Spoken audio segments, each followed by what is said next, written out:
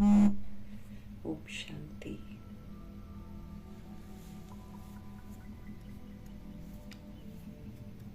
बाबा हम आत्माओं को कहते हैं कि स्मृति से ही समृद्धि आती है, इसलिए हमेशा याद रखो कि मैं पूर्वज आत्मा हूँ, मैं पूज्य आत्मा हूँ और मैं बाप की श्रीमत पर चलने वाली विशेष आत्मा हूँ। इस स्मृति को बार बार पक्का करके बाबा कहते हैं इसका स्वरूप बन, बाप से मिले हुए सारे होमवर्क जो है उसको पूरा करो।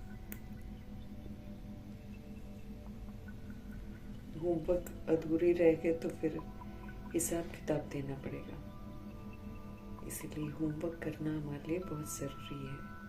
तो कल अव्यक्त बाप दादा हम आत्माओं को बाबा कह रहे थे कि जिन्होंने होमवर्क नहीं किया है वो सदा यही स्मृति रखें, बार बार स्मृति दिलाएं अपने आप को कि मैं बाप की श्रीमत पर चलने वाली विशेष आत्मा हूँ। इसको दिन में बाबा कहते बार बार बार बार रिवाइज करो और फिर सारा होमवर्क अपना संपन्न और संपूर्ण करो। हम आत्माओं को पश्चाताप की सजाओं से बचाने वाले शिव पिता परमात्मा जी का हम सब तहे दिल से धन्यवाद करेंगे। श्रीमत पर एक्यूरेसी से चलकर हर होमवर्क पूरा करने वाली आत्मा, व्यक्त ब्रह्मा, अव्यक्त ब्रह्मा, गुप्त बड़ी माँ, big brother, great great grandfather का रोल प्ले करने वाली ब्रह्मा जी की आत्मा का तहे दिल से हम धन्यवाद करेंगे। धन्यवाद करते हुए दोनों जबरदस्त लाइट्स को हाजिर नाजिर करते हुए मीठे मीठे परमपिता परमात्मा जी के महावाक्य हम सब उन्हीं से समझेंगे और जो समझ हमको मिलती है वो सारी की सारी समझ जो है वो पूरे वायुमंडल में फैले, तत्वों में फैले, प्रकृति में फैले। ये दिल से दुआ करेंगे।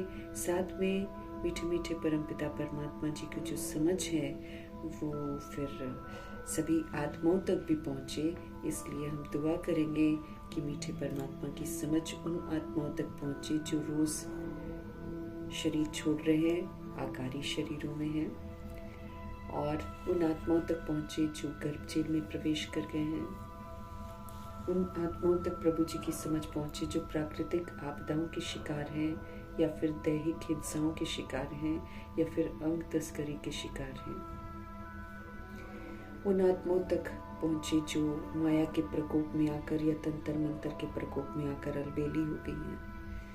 उन आत्माओं तक पहुँचे जो वाम मार्ग में चली गई हैं। उन आत्माओं तक पहुँचे जो कुमार कुमारियों के शरीरों में हैं, जो छोटे शरीरों में हैं। उन आत्माओं तक समझ पहुँचे जो अपनी संस्था बनाकर बैठे हैं, खुद भी गुमराह हैं, दूसरों को भी गुमराह कर रहे हैं। भिन्न भिन्न सत्ताओं के प्रति, भिन्न भिन्न वर्गों के प्रति, भिन्न भिन्न मठपंथों के प्रति, भिन्न भिन्न जो भाषाओं के आधार पर या जाति के आधार पर या राज्य के आधार पर या रंग रूप के आधार पर बटे हुए तमाम आत्माओं तक प्रभु जी की समझ पहुँचे और वैश्याओं तक प्रभु जी की समझ पहुँचे। दैहिक धंधा करना बंद करें, उन्हें वैराग आए। जो करवाते हैं ऐसे धंधा उनको भी वैराग आए, किन्नरों से भी करवाते हैं उनको भी वैराग आए। और यादव कौरव यवन बन के जो आत्माएं हैं उन तक भी प्रभु जी की समझ पहुँचे, क्योंकि सबको जागृत होना है। तो अभी से दुआएं देंगे तो वहाँ पहुँचेगी दुआएं। फिर भूत प्रेत आत्मा जो बन जाती हैं उन आत्माओं तक प्रभु जी की समझ पहुँचे। जो तंत्र मंत्र रिद्धि सिद्धियाँ कर रही हैं आत्माएं उन तक भी प्रभु जी की समझ पहुँचे। सारी आत्माएं उल्टे कर्मों से मुक्त होकर पवित्र धर्म की तरफ लौटे, अपने ओरिजिनल स्वधर्म की तरफ लौटे। ये दिल से हम सब दुआ करेंगे। उन आत्माओं तक पहुँचे जो इस समय वृद्ध हो गए हैं, वृद्ध शरीरों में हैं और धक्के खा रहे हैं, रो रहे हैं, कलप रहे हैं रिश्तों के लिए। उन तमाम आत्माओं को बुद्धि का योग, रिश्तेदारियों से हटे और एक रिश्तेदार जो हमारा स्थायी है उस रिश्तेदार के साथ सबका बुद्धि का योग लगे और देहधारियों की डिपेंडेंसी से सारी आत्माएं मुक्त हो जाएं। दिल से हम सब दुआ करेंगे। उन आत्माओं तक प्रभु जी की समझ पहुंचे जो हमारे साथ नकारात्मकता के साथ जुड़ी हुई हैं। उन आत्माओं तक प्रभु जी की समझ पहुंचे जो हमारे साथ लौकिक में कनेक्टेड हैं, और उन आत्माओं तक प्रभु जी की समझ पहुंचे जहां अभी तक संदेश ही नहीं मिला है। इन दुआओं के साथ प्रभु जी की मुरली को हम सभी को समर्पित करते हुए अपने लिए भी दुआ करेंगे कि हम सारा दिन इस स्मृति में रहें कि मैं बाप की श्रीमत पर चलने वाली विशेष आत्मा हूँ, मैं पूर्वज आत्मा हूँ। अपनी जवाबदारी, अपनी जिम्मेवारियों को पूरा करने का अटेंशन रखें, दुआ देते चले। बाबा कहते सबको दुआ देती जाने, तो सबको दुआ देते हुए हम प्रभु जी से मिला हुआ जितना भी होमवर्क है उसको हम पूरा करें। इन्हीं दुआओं के साथ देखेंगे आज हमारे परमपिता परमात्मा किस विधि से हम आत्माओं को विशेष बनाते हैं। मीठे मीठे बाबा बोले, मीठे बच्चे, बाप आए हैं वॉइसलेस दुनिया बनाने के लिए। फिर से बाबा हमको बता रहे हैं कि वो क्यों आए हुए हैं, ताकि हमको स्मृति रहे कि जिस कार्य के लिए बाबा आए हुए हैं और जो कार्य बाबा कर रहे हैं उस कार्य में हम सहयोग जरूर दें। तो मीठे परमात्मा, हम आत्मा को समझते रहे। मीठे बच्चे, बाप आए हैं एक वॉइसलेस दुनिया बनाने के लिए, वॉइसलेस निर्विकारी दुनिया, जहाँ काम, क्रोध, लोभ, मोह, अहंकार, ईर्ष्या, द्वेष, अलबेलापन, सुस्ती, आलस्य का नाम निशान नहीं होगा, जहाँ देह का भान नहीं होगा, जहाँ देह का अभिमान नहीं होगा, जहाँ दैहिक दृष्टि, वृत्ति, कृति होगी ही नहीं। ऐसी सुंदर वॉइसलेस दुनिया शिव पिता परमात्मा स्थापन कर रहे हैं। तुम्हारे कैरेक्टर सुधारने के लिए बाबा आए हैं, वॉइसलेस दुनिया बनाने के लिए आए हैं। फिर हम आत्माओं के कैरेक्टर सुधारने के लिए आए हैं। हम आत्माओं का चरित्र खराब हो जाता है, हम आत्माएं आत्मा नहीं समझकर अपने को देह समझते हैं, फिर हम उसके अभिमान में आ जाते हैं। फिर हम काम विकार, क्रोध विकार, लोभ, मोह, अहंकार करते करते न जाने अब तो हम कामनाओं के ही शिकार हो गए हैं। और उस कामना जब मेरी पूरी नहीं होती है तो फिर हम क्या करते हैं, हम फिर बुरा करना शुरू कर देते हैं। वरना हम चरित्र से बिल्कुल गिर गए हैं। आज का कलयुग चरित्र से गिरा हुआ युग है। एक दूसरे के साथ नफरत है, बिंदियां आई हैं ऊपर से, है एक जैसी सतुगुणी, है एक ही परमपिता परमात्मा की संतान, एक ही घर की रहने वाली, और यहाँ पर देह के अभिमान में आकर हिंदू, मुस्लिम, सिख, ईसाई और जाट, राजपूत और दलित और ये अमेरिकन, ऑस्ट्रेलियन, पंजाबी, गुजराती, न जाने कितनी भिन्न भिन्न जो वर्ग है, भिन्न भिन्न जातियां हैं, उसमें सब बट गए। और बटकर एक दूसरे के साथ जब हम दुश्मनी करते हैं, एक दूसरे के साथ जब हम बुरा करते हैं, तो हम क्या हैं, हम चरित्र से तो गिर ही गए हैं। हम देह अभिमान में आ गए हैं, हम काम विकार के शिकार हो गए हैं, हम कामनाओं पर अब डिपेंडेंट हो गए। ये मेरी कामना पूरी हो जाए, वो मेरी कामना पूरी हो जाए। हर चीज़ हम दूसरे से उम्मीद करते हैं कि वो करें। हम अच्छा बिहेव न करें, लेकिन दूसरा मेरे साथ अच्छा बिहेव करे। हम चाहे जो मर्जी करते रहें, वो लेकिन ऐसे करे, वैसे। ऐसी पढ़ाई के वेले भी हम पढ़ाई पढ़ते हैं, लेकिन पढ़ाई का जो आचरण जो हमको लाना है अपने अंदर, उसको हम नहीं सुधारते हैं। और हम दूसरे के कैरेक्टर को सुधारने के लिए बाबा कहते हैं कोशिश करने की, ये प्रयास करते हैं ना कि उसका कैरेक्टर ये गड़बड़ है, उसको ऐसे करना चाहिए, बाबा ऐसे बोल रहे हैं, बाबा ऐसे बोल रहे हैं, ये ऐसे नहीं। दूसरे की चेकिंग हम करते हैं। हमारा तो अपने, हमको गिरेबान में झांकना है ना, हमको तो स्वचिंतन करना है। स्वचिंतन, ओरिजिनल चिंतन करना है कि कैसे थे, फिर देखना है कि हम कैसे बन गए। अब फिर वो जो टेढ़े बांके बन गए, टेढ़ा बांकापन हमको अब सुधारना है। भगवान समझ देते हैं कि हम सभी आत्माओं के चरित्र जो है वो खराब हो गए थे। हम निर्विकारी से विकारी बन गए, तो चरित्र खराब हो गया ना। अब बाबा हमारे चरित्र को भी सुधारने के लिए आए हैं, तो ध्यान रखना है, बाबा चरित्र सुधार रहे हैं तो हमको चरित्र को सुधारना है। तुम भाई भाई हो तो तुम्हारी दृष्टि बड़ी शुद्ध होनी चाहिए। हम तो दैहिक दृष्टि में आकर अशुद्ध बन गए हैं ना। हम अगर मेल फीमेल के कॉन्सेप्ट से किसी को देखते हैं तो हम अशुद्ध आत्मा है ना। हम किसी को जाट राजपूत दलित के रूप में देख रहे हैं तो हम अशुद्ध आत्मा हैं। दैहिक थोड़ा सा भी हमारे अंदर आता है तो हम इम्प्योर बन जाते हैं, अशुद्ध बन जाते हैं, शूद्र बन जाते हैं। अब दुनिया में तो जातिवाद में कोई अपने को ऊंची जात का, कोई अपने को नीची जात का बोलता है, लेकिन भगवान जी तो आकर सभी आत्माओं को बोलते हैं कि सभी ही दलित बन गए हैं। दलित को क्या बोलते हैं लोग? अछूत बोलते हैं ना। तो हम सारी आत्माएं जो हैं भगवान की नजरों में क्या बन गए थे? शूद्र बन गए थे। शूद्र किसको बोलते हैं? जिसको छुआ भी नहीं जाता, जो गंदे हो जाते हैं, उनसे दूर रहते हैं ना। तो सारी की सारी आत्माएं ही शूद्र हैं। सभी देह अभिमान में है, सभी विकारों के वशीभूत हैं। इस समय विकारों से पैदा होते हैं तो सब अनटचेबल ही है, अछूत है सब के सब, है ना। अब देह का भान, देह का अभिमान है।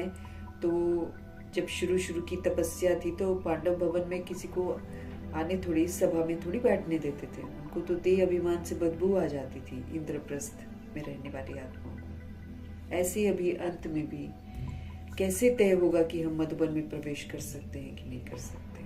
इसी विधि से जो देह अभिमान वाले होंगे वो जा ही नहीं पाएंगे। हम अगर देह अभिमान को मिटाएंगे नहीं तो हम तो जा ही नहीं पाएंगे। हमारे लिए दरवाजा खुलेगा ही नहीं मधुबन का, क्योंकि शूद्र है ना। फिर हम अगर हमारे अंदर देह का भान है, देह का अभिमान है, तो हम शूद्र कैटेगरी के हैं। फिर हम शूद्र वाले संस्कार यूज करते हैं। तो शूद्र वाले संस्कार को तो अलाउ थोड़ी करेंगे आगे चलकर। मना शुरू वाला ही पार्ट बाबा ने बोला है, फिर से रिपीट होगा। सब कुछ पहले जैसा होगा। जैसे शुरू में सख्ती थी, बात नहीं करनी है ना। बात नहीं करने देते थे बाबा किसी को भी। आबू में भी जब ये लोग आए हैं बात नहीं करने देते थे। जब तक मम्मा बाबा थे ड्रामा में, साकार में, तब तक बहुत नियमों से आत्माएं चलती थी। पवित्रता का बड़ा ध्यान रखा जाता था। फालतू बातें करनी अलाउड ही नहीं थी सिवाय शिव बाबा के, और याद में रहने पर ज्यादा कंसंट्रेट करते थे। अब यही रूल्स रेगुलेशंस फिर से चलने हैं। जैसे होता है ना, बाबा कहते कोई अगर शुरू में आया है, क्रिश्चियन में आया है, तो वो वापस क्रिश्चियनिटी में जाएगा ही जाएगा, चाहे वो कितना भी कट्टर हिंदू फैमिली में पैदा हुआ हो, चाहे वो कितनी भी पूजा पाठ करता हो। लेकिन अभी जो समय आ गया है, ये सबकी ओरिजिनलिटी जो ड्रामा में जब प्रवेश किया है ना, उस ड्रामा में प्रवेशता के समय में किस धर्म में थे, उसी धर्म में वो सोल फिर लौटेगी। कोई किसी को रोक नहीं पाएगा। लौट के फिर अपने पार्ट को क्लोज करेगी सोल, फिर वापस जाएगी। तो बाबा भी अब हमको बोल रहे हैं, हम बिगड़ चुके हैं ना, तो अभी बाबा हमको शिक्षित कर रहे हैं। फिर एंड में बाबा कहते वही शुरू वाले दिन रिपीट होंगे। आत्माएं वही अंदर प्रवेश करेंगी बाबा के घर में जो श्रीमत पर चलती होंगी या आत्म अभिमानी बनी होंगी। तो बाबा हमको याद दिला रहे हैं वो क्यों आए हैं। वो आए हैं वॉइसलेस दुनिया बनाने के लिए। ये तो वॉइसेस से भरी हुई दुनिया है, विकारों से भरी हुई दुनिया है।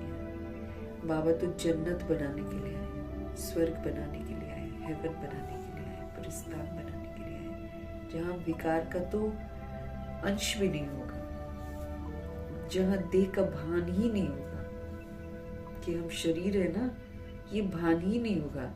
ये मेल है, फीमेल है, वो वाला जो कॉन्शियसनेस आता है ना, हम सुपीरियर हैं, वो इंफीरियर हैं, ये भान ही नहीं होगा। जैसे यहाँ पर विमेंस डे, मेंस डे मनाते हैं, तो विमेंस डे में कैसे फीमेल को हाईलाइट करते हैं, आत्मा है।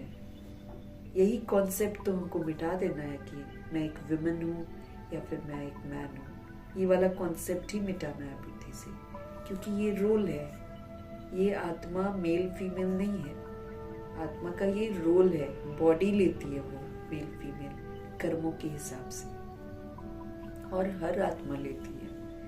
हर आत्मा 2 बार मेल बनती है, 2 बार फीमेल, फिर 2 बार मेल, फिर 2 बार फीमेल, फिर 2 बार मेल, फिर 2 बार फीमेल, ऐसे बनती है। जितने भी वो जन्म लेती है ना, उसमें मेल बॉडी का आधार भी लेती है, फीमेल बॉडी का आधार भी लेती है। इसलिए ये मेल फीमेल कॉन्सेप्ट हमको बुद्धि से हटाना है। कौन कह सकता है कि मैं फीमेल हूँ, कौन कह सकता है कि मेल हूँ, जब सारे पार्ट हम बजाते हैं तो बाबा से हमको समझ मिलती है ना। तो अब इस कॉन्सेप्ट को हटाना है, क्योंकि मेल बॉडी में अगर कोई अत्याचार करता है फीमेल पर तो वो फीमेल बनकर भुगतता भी तो है। ऐसे फीमेल अगर अत्याचार करती है तो फिर वो मेल बॉडी लेकर भुगतती है। आज जो टुकड़े टुकड़े कर रहे हैं, कभी किसके टुकड़े कर रहे हैं, कभी किसको, और कोई कोई कितने मजे ले लेकर मार रहे हैं, कोई अच्छी तरह उसको काट रहे हैं, कोई हथौड़े से मार रहे हैं, कोई किसी को जला रहे हैं। आजकल का क्या देख रहे हैं हम, यही सब आ रहा है ना। क्यों कर रहे हैं? हिसाब किताब है सबके एक दूसरे के साथ अमेंड में, बहुत जबरदस्त तरीके से सब चुप कर रहे हैं। और इतना आनंदित कैसे होते हैं? किसी के साथ बुरा करके आनंदित होते हैं। तो जो आनंदित होती है ना सोल, वो पिछले कर्मों का हिसाब किताब चुकतू करके आनंदित होती है, क्योंकि सोल्स पहचानती है, बॉडी चेंज हो जाती है, सोल पहचान, उसको पता नहीं सुकून मिलता है किसी को मार पीट के। तो वो पिछला हिसाब किताब आत्माएं चुकतू कर रही हैं, इसलिए ऐसे करती हैं। तो हम सारी तरह की भिन्नताओं में घुस गए, हमारे तो चरित्र ही खराब हो गए। अब बाबा हमको सत्यता और दिव्यता से फिर से सच्चा बना रहे हैं, फिर से दिव्य आत्मा बना रहे हैं।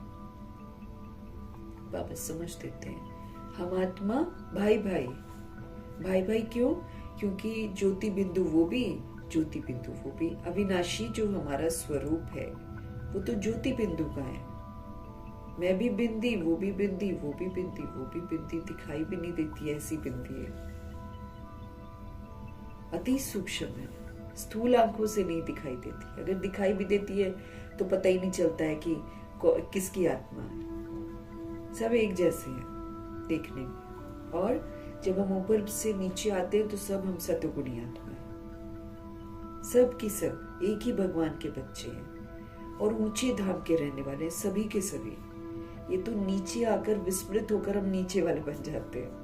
वो भी पता नहीं कैसे कैसे परिवार में हम पैदा होते हैं, फिर कैसे कैसे हमारे संस्कार बन जाते हैं, फिर कैसे पुनर्जन्म में आते हैं, कैसे फिर स्कूल के संस्कार, कॉलेज के संस्कार भी ऐड होते जाते हैं ना, दोस्तों के साथ जहाँ भी हम मिलते हैं, या फिर जब शादियाँ होती हैं फिर वो साथ में जो रहते हैं, फिर एक दूसरे के ऊपर वो संस्कार, न जाने हम लोग कहाँ कहाँ से संस्कार धारण करके कैसे कैसे करके एंड में बिल्कुल ही तमो प्रधान बन जाते हैं। तो जो असलियत है वो कभी मिटती नहीं, इसीलिए बाबा कहते हैं असलियत में लौटो। हम कितने भी मुखौटे लगा लें, हम कितने भी शरीर ले लें, असलियत तो मेरी ज्योति बिंदु की ही है। शरीर तो फिर मर जाता है, शरीर रहता कहाँ है?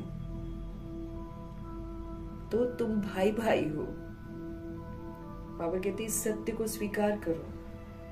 अब चाहे कोई अब ऐसा दौर है सब पुट्ठे काम कर रहे हैं, लेकिन चैलेंज बाबा का यही है कि तुम आत्मिक दृष्टि से उसको देखो, भाई भाई की दृष्टि से देखते हुए सबको दुआएं दो, सबको शुभकामना दो, सबको क्षमा करो, सब पर रहम करो।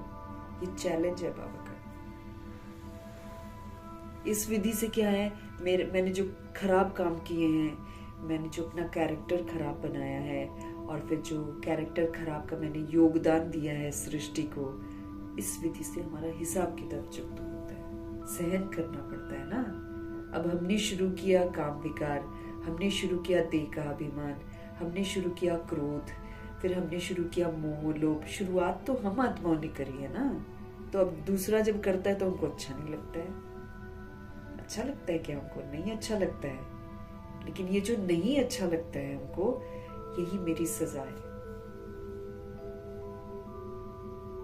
इसको समझना है, इसको स्वीकार करना है, और अब मुझे सभी आत्माओं को दुआएं देनी है। ये बाबा हमको आजकल विशेष होमवर्क दे रहे हैं, क्योंकि समाप्ति का समय आ रहा है और हम सब ने उतना परिवर्तन नहीं किया है जितना बाबा चाहते हैं। बाप समान बनने का जो परिवर्तन होना चाहिए वो बाबा देखते हैं कि नहीं हुआ है। दैवी गुण धारण नहीं हुए हैं, संपूर्ण निर्विकारी नहीं बने हैं, और बेदाग नहीं बने हैं, अभी भी दाग है। जब तक हम देह को देख रहे हैं दाग वाले हैं हम। देह को देखने से ही तो हम पर, हमारे चरित्र पर दाग लगे हैं। देह समझने से तो हम गलत करने लगे हैं, तो दाग तो हमारे लगे हुए हैं। अब बाबा देख रहे हैं कि मम्मा बाबा की तरह तो तुरंत दैवी गुण धारण करके सर्वगुण संपन्न संपूर्ण निर्विकारी बने नहीं है। बाबा देख रहे हैं इनको सजाएं कितनी मिलेंगी, इसलिए बाबा सिंपल सी युक्तियां हमें बताते हैं, सबको दुआएं देनी शुरू कर दो। सारी आत्माओं के साथ मेरा हिसाब किताब है। जो पूर्वज आत्माएं हैं ना, जो सतयुग त्रेता युग में आती हैं, उनका हिसाब किताब सभी आत्माओं के साथ है। क्योंकि हम जो करते हैं वही सब कॉपी करते हैं। हम तो फिर भी पहले अच्छे थे, लेकिन जो द्वापर और कलयुग में स्पेशली जो सोल ऊपर से नीचे आती है, उसको तो यहाँ सारा खराब ही खराब दिखाई देता है ना। उसको पता ही नहीं चलता कि ये खराब है, इसलिए वो नेचुरल वे में उस खराब को अपना लेती है। इसलिए आज जो खराब कर रहे हैं उनको लग ही नहीं रहा है कि हम कुछ गलत कर रहे हैं, है ना। जैसे फिल्म इंडस्ट्री है, बाबा कहते 100 वर्ष पहले ही, ये बाबा जब आए हैं ना, उसी समय फिल्में शुरू हुई हैं। अब वो आए हैं कलयुग में, जब कलयुग घोर कलयुग हो रहा था। उनको अब वो आधे कपड़े पहनकर चलती हैं या फिर पता नहीं कैसे कैसे कपड़े पहनकर चलती हैं, उनको लज्जा ही नहीं है, उनको लगता ही नहीं कि हम कुछ गलत कर रहे हैं। वो आए ही कलयुग में है, वो आए ही तब है जब काम क्रोध लोभ मोह अहंकार चरम सीमा पर है। इसलिए पैसा कमाने में भी उनको शर्म नहीं आती है, उसके लिए वो लूट मार करके भी पैसा कमा सकते हैं, उनको नहीं बुरा लगता। जबरदस्ती छीना झपटी ये वाली हरकतें हम आत्माओं में आ जाती हैं, तो वो खुलेआम छीना झपटी करते हैं, उनको फर्क ही नहीं पड़ता। जो कर्म हम करते हैं, बाबा कहते हैं, वही सारी सोल्स कॉपी करती हैं। लेकिन कलयुग जब कॉपी करता है, या कलयुग में आने वाली जब आत्मा कॉपी करती है, तो वो एक्सट्रीम लेवल पर कॉपी करती है, जो फिर हमको बुरा लगता है, हमको वो गलत लगता है। अब बाबा हमको समझ देते हैं, बच्चे जो तुमने किया है ना, तुमने छोटी सी गलती करी है। चल तुमने शुरू में थोड़ा ही गलत किया होगा, उन्होंने तो गलत ही आकर देखा ना, तो उनका गलत कॉपी करना ज्यादा भयंकर हो गया। तो इसलिए हमको देखना पड़ता है सारा कुछ। अभी हम बिगड़ा हुआ स्वरूप सृष्टि का देख रहे हैं, लोगों का देख रहे हैं, इसलिए बाबा हमको बोलते हैं न लोग बदलेंगे, न परिस्थितियां बदलेंगी, न जगह बदलेगी, तुमको बदलना पड़ेगा। तुम बदल जाओगे, जग बदल जाएगा। हम आत्म अभिमानी हो जाएंगे, वो जो देह अभिमान में चूर है ना, सब आत्म अभिमानी, मतलब सब ओरिजिनल स्मृतियों में वापस आ जाएंगे। हमारे बोलने से कोई नहीं आएगा।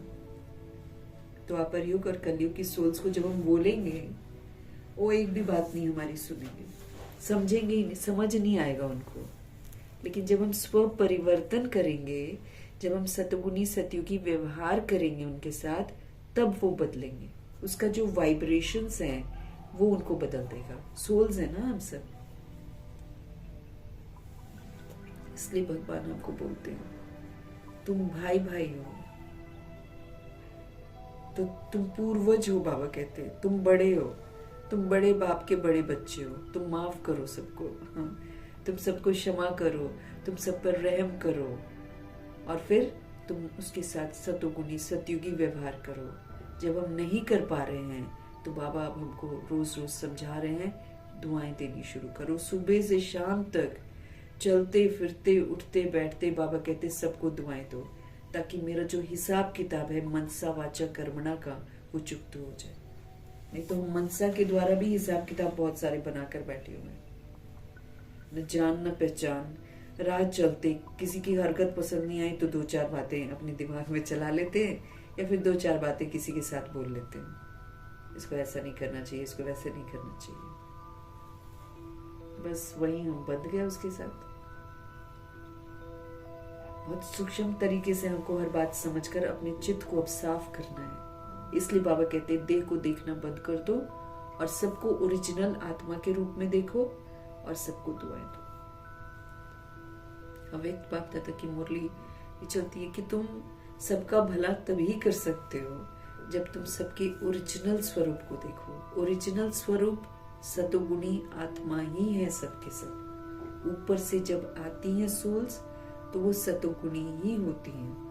अब आकर किसके घर में वो पैदा हो जाती हैं और कैसा वो परिवार मिलता है, कैसे संस्कार बनते हैं, वो तो उसका दोष थोड़ी है। वो तो ऊपर से आकर पैदा हो गई ना नीचे, तो उसको फिर यहाँ से जो जो मिलता है फिर वैसी वैसी पालना मिलती है, फिर वैसे वैसे वो बनते हैं।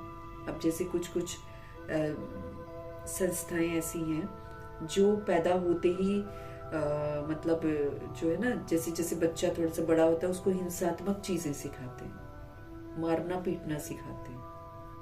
वो फिर बड़ा होकर फिर मारना पीटना ही सीखता है ना। उसको मारना कोई गलत लगता ही नहीं, क्योंकि उसने सीखा ही वो है। उसके मन में पहले से ही वो नफरत पैदा कर देते हैं कि वो ये जाति का है, वो ये धर्म का है, वो हमारे दुश्मन है, वो ये है वो है। बचपन से ही उसके दिमाग में फीड करेंगे तो वो आतंकवादी नहीं बनेगा तो और क्या बनेगा।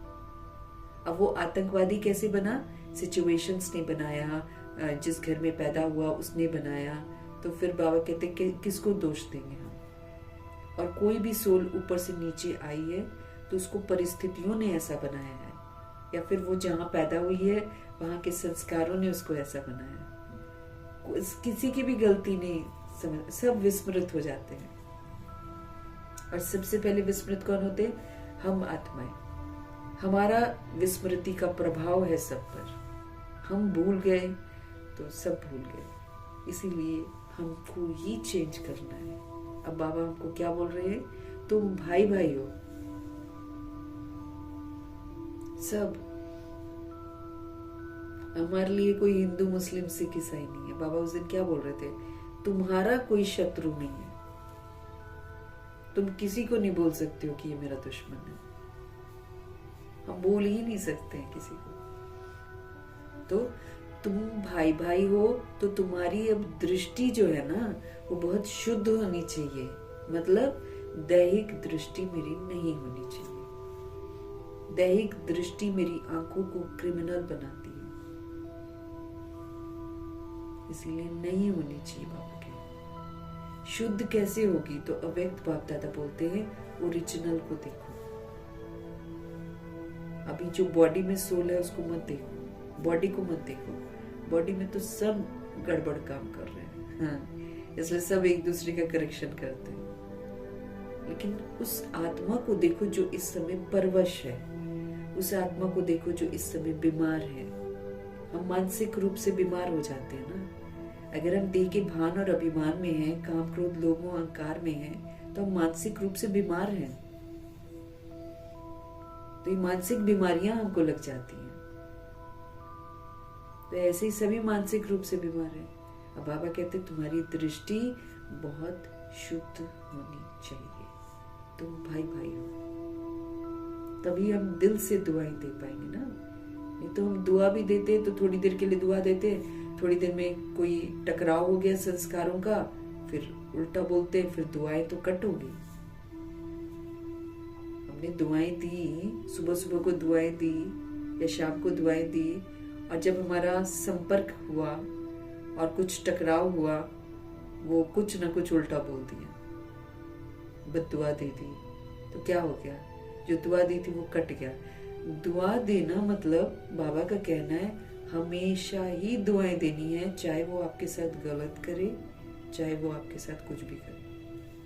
तब हमारा शुद्धिकरण होता है, तब हम सोल्स फिर से पवित्र बनती हैं। इसलिए बाबा बोलते हैं कैसी भी परिस्थिति तुम्हारी जिंदगी में आई हो, कैसा भी व्यक्ति तुम्हारी जिंदगी में आया हो, कैसी भी ऑपोजिशन तुम्हारी जिंदगी में आई हो, उसको नेगेटिव में मत देखो, उसको पॉजिटिव में देखो कि अगर तुम उसके लिए भी अच्छा सोचते हो तो तुम क्या बन जाते हो? तुम पूज्य आत्मा बन जाते हो, तुम पूजनीय बनते हो, तुम देवता बनते हो। देवता बनने के लिए ये सारा तामझाम होता है हमारी जिंदगी में। देखा जाता है कि कितना हम बेदाग बने हैं, कितना मेरी दृष्टि शुद्ध हुई है, कितनी मेरी वृत्ति शुद्ध हुई है, कितने मेरे कर्म शुद्ध हुए हैं। मूर्ति, बाबा कहते मूर्ति बनती है पत्थर की तो उसको ठोकते हैं इधर उधर से, कभी इधर से ठोका कभी उधर से ठोका, कितने हथौड़े लगते हैं तब जाकर एक सुंदर सी मूर्ति पत्थर से तैयार होती है। बस हम भी पत्थर बुद्धि हो जाते हैं ना, फिर बाबा जब हमको अडॉप्ट करते हैं तो फिर हमें भी चोटें लगती हैं इधर से उधर से उधर से इधर से, तब जाकर हम देवी बनते हैं, देवता बनते हैं।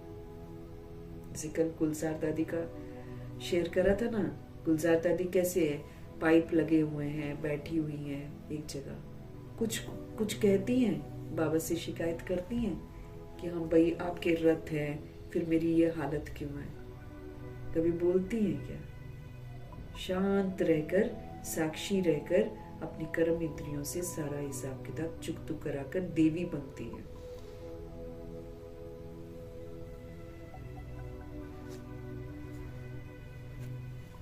कोई अगर वैसा कोई ऑर्डिनरी बंदा वैसे हालत में बैठेगा ना, हाय हाय ही करता रहेगा, हाय हाय मैं ये मैं वो, तकलीफ में, कई तो जुकाम में भी हाय हाय बहुत करते हैं।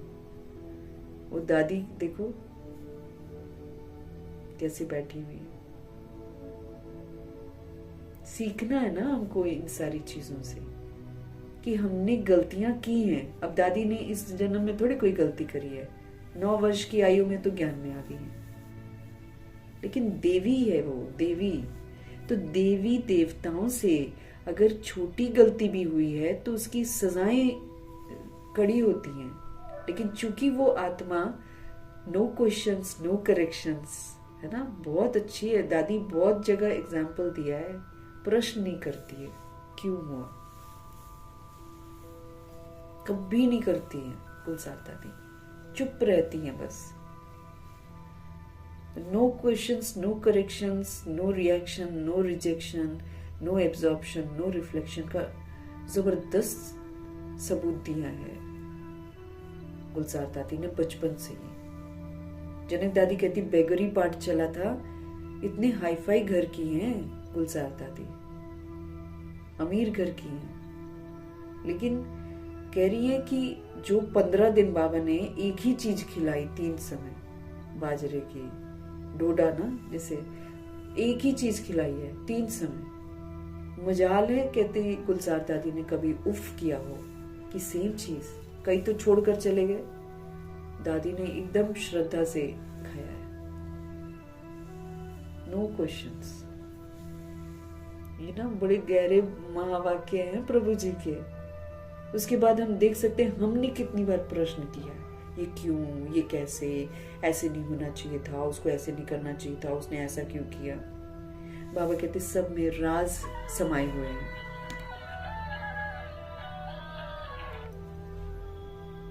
गहरे राजों से ये ड्रामा जो है ना भरा हुआ है। कहीं ना कहीं हम आज की जो कलयुग है इसके लिए जिम्मेवार हैं पूर्वज आत्माएं। इसीलिए दादियां कभी कोई वो नहीं बोलती हैं, चुपचाप करके सारा सहन करती हैं और मुस्कुराते हुए करती हैं और पढ़ाई पढ़ते रहती हैं। प्रकाशमणि दादी का एग्जाम्पल ले लो, जनक दादी का एग्जाम्पल ले लो, रतन मोहिनी दादी का ले लो, आईसीयू में कैसे पढ़ रही थी मुरली, मुस्कुराते हुए एकदम मस्त। मुरली की तो दीवानी है ना दादियां, और सिर्फ पढ़ती नहीं है, उसको अमल में भी लाती है। अगर बाबा कहते हैं रोना नहीं है तो नहीं रोती हैं, हाय हाय नहीं करनी है तो नहीं करती हैं, कोई कुछ कह जाता है कुछ नहीं बोलती हैं। प्रकाशमणि दादी को कितने लोग कुछ बोल जाते थे, इंसल्ट करके चले जाते थे, तो भी मुस्कुराते हुए बोलती थी नहीं सब मेरे सहयोगी हैं। हमको सीखना चाहिए ना। तो बाबा क्या बोल रहे हैं, तुम भाई भाई हो, तुम आत्मा भाई भाई हो, तो तुम्हारी दृष्टि जो है ना अब भाई भाई वाली होनी चाहिए, आत्मा वाली होनी चाहिए। क्योंकि भाई भाई हम कैसे हैं, आत्मा रूप में भाई भाई हैं, एक जैसे ही हैं। मैं भी ज्योति बिंदु सतोगुणी, वो भी ज्योति बिंदु सतोगुणी, वो भी ज्योति बिंदु सतोगुणी, हम भी परम धाम से आए हैं, वो भी परम धाम से। अब जो हिंदू मुस्लिम सिख ईसाई बनकर बैठे सब के सब परम धाम से आए, और सभी ज्योति बिंदु हैं और सभी सतोगुणी हैं। ये वाली दृष्टि करेंगे जब हम, तब हम बाबा हमारे को कहेंगे कि हाँ तुम्हारी दृष्टि अब शुद्ध है, बहुत शुद्ध, देह नहीं नजर आनी चाहिए मुझे। प्रश्न है, तुम बच्चे बेफिक्र बादशाह हो, फिर भी तुम्हें एक मूल फिक्रात अवश्य होनी चाहिए, कौन सी? यूं तो हम भगवान जी के बनते हैं, तो भगवान जी कहते हैं कि जब बाप को फिक्र नहीं है तो तुम क्यों फिक्र करते हो, तुम बेफिक्र बादशाह हो। लेकिन बाबा कहते हैं तुम बच्चे बेफिक्र बादशाह हो, फिर भी तुम्हें एक मूल फिक्रात अवश्य होनी चाहिए, कौन सी फिक्रात तुमको होनी चाहिए? उत्तर है, हम पतित से पावन कैसे बने। ये बड़ा गहरा है विषय, पतित से पावन कैसे बने, इसकी फिक्र हमको होनी चाहिए। क्या हो रहा है, इधर हो रहा है, उधर हो रहा है, वो कर रहा है, ये कर रहा है, वो तो दिमाग में लाना ही नहीं है, वो तो प्रभु जी को सौंप देना है। मुझे ये फिक्र होनी चाहिए कि हम पतित से पावन कैसे बने, क्योंकि बनेंगे नहीं तो शरीर से निकलेंगे नहीं, और शरीर से निकलेंगे नहीं तो सजाएं बहुत भुगतेंगे। पतितपना मेरे अंदर कब आया? जब मेरे अंदर देह का भान आया, देह का भान आया, फिर देह का अभिमान आया, फिर शरीर का आकर्षण हुआ, फिर काम विकार आया, फिर क्रोध आया, फिर लोभ आया, फिर मोह आया, फिर अहंकार आया। आज तो कितनी सारी गंदगी हमारे अंदर आ गई है। तो पावन बनना खाली ये नहीं है कि मना हम ब्रह्मचर्य में हैं या फिर हमने शादी नहीं करी है तो हम बस पावन हो गए, ये तो है ही नहीं, ये तो है ही नहीं। मनसा वाचा कर्मणा हमको पवित्र करना है, मनसा वाचा कर्म, मनसा है ना, निराकारी मनसा चाहिए। मैं भी निराकार, वो भी निराकार, वो भी निराकार, वो भी निराकार, निराकारी मनसा चाहिए। निरअहंकारी वाचा चाहिए, वाचा में मेरे अहंकार नहीं होना चाहिए, मेरे कर्मों में विकार नहीं होना चाहिए। ये जो आखिरी लेसन है हमारा, जो बाबा दे कर गए, निराकारी, निरअहंकारी, निर्विकारी, ये बनना है हमको। तो हम पतित से पावन कैसे बने, ये है मूल फिक्रात। ऐसा न हो, ऐसा न हो बाप का बनकर फिर बाप के आगे सजाएं खानी पड़े। बाबा के बने हैं और फिर हम सजा खा रहे हैं। अभी तो हम साथ साथ सजा खा रहे हैं, खाते हम अपनी गलतियों की ही सजा है। हाँ, यूं ही मुफ्त में सजा नहीं मिलती हमको, कहीं ना कहीं हम गड़बड़ियां करके आते हैं। और सबसे बड़ी गड़बड़ी हम देह भान में आते हैं ना, ये सबसे बड़ा गुनाह करते हैं। जैसे मम्मा समझाती हैं कि देह अभिमान में आना सबसे बड़ा पाप है। तो सारे दिन में हम देख सकते हैं हम कितनी देह अभिमान में रहते हैं।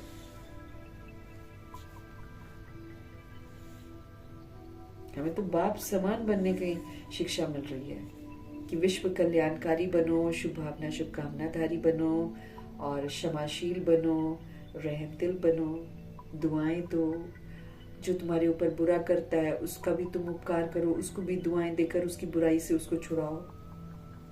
कहीं ना कहीं हम जुड़े हुए हैं सबके साथ।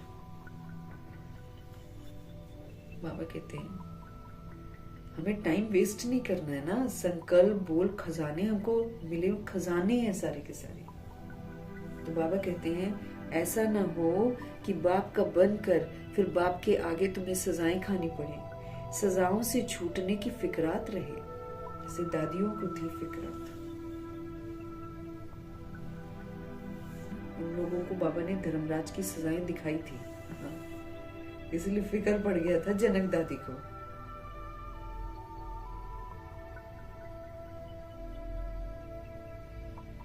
कितने फिक्र से उन लोगों ने अपने आप को सजाओं से छुड़ाया है।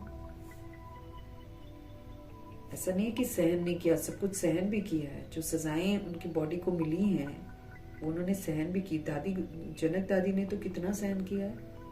1974 तक तकलीफ ही तकलीफ में थी वो।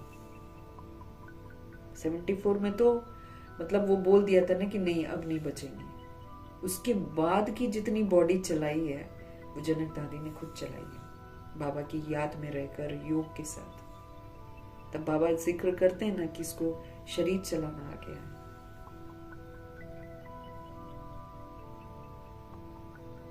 मूल फिक्रात,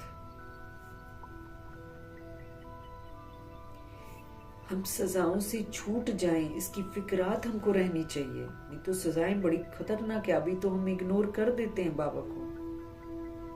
हम पूर्वज हैं, हम टाइम वेस्ट कर ही नहीं सकते। लेकिन अगर हम टाइम वेस्ट करते हैं और जो अपनी रिस्पॉन्सिबिलिटी है सोल्स के प्रति वो हम पूरी नहीं कर रहे हैं, तो फिर कितनी सारी सजा मिलने वाली है हमको।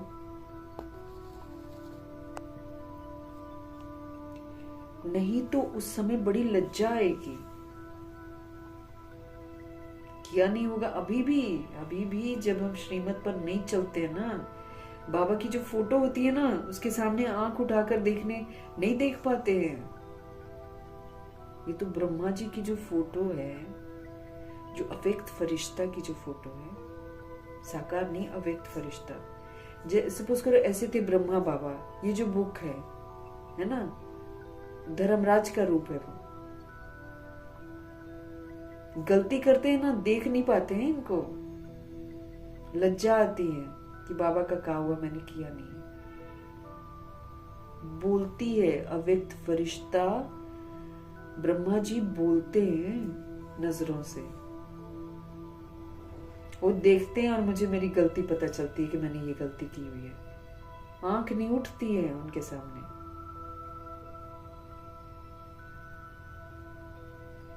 उनके फेस के एक्सप्रेशंस भी चेंज हो जाते हैं, भले वो फोटो है।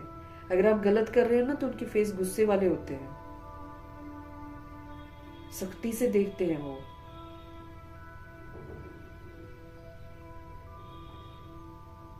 अव्यक्त फरिश्ता ब्रह्मा बाप समान है।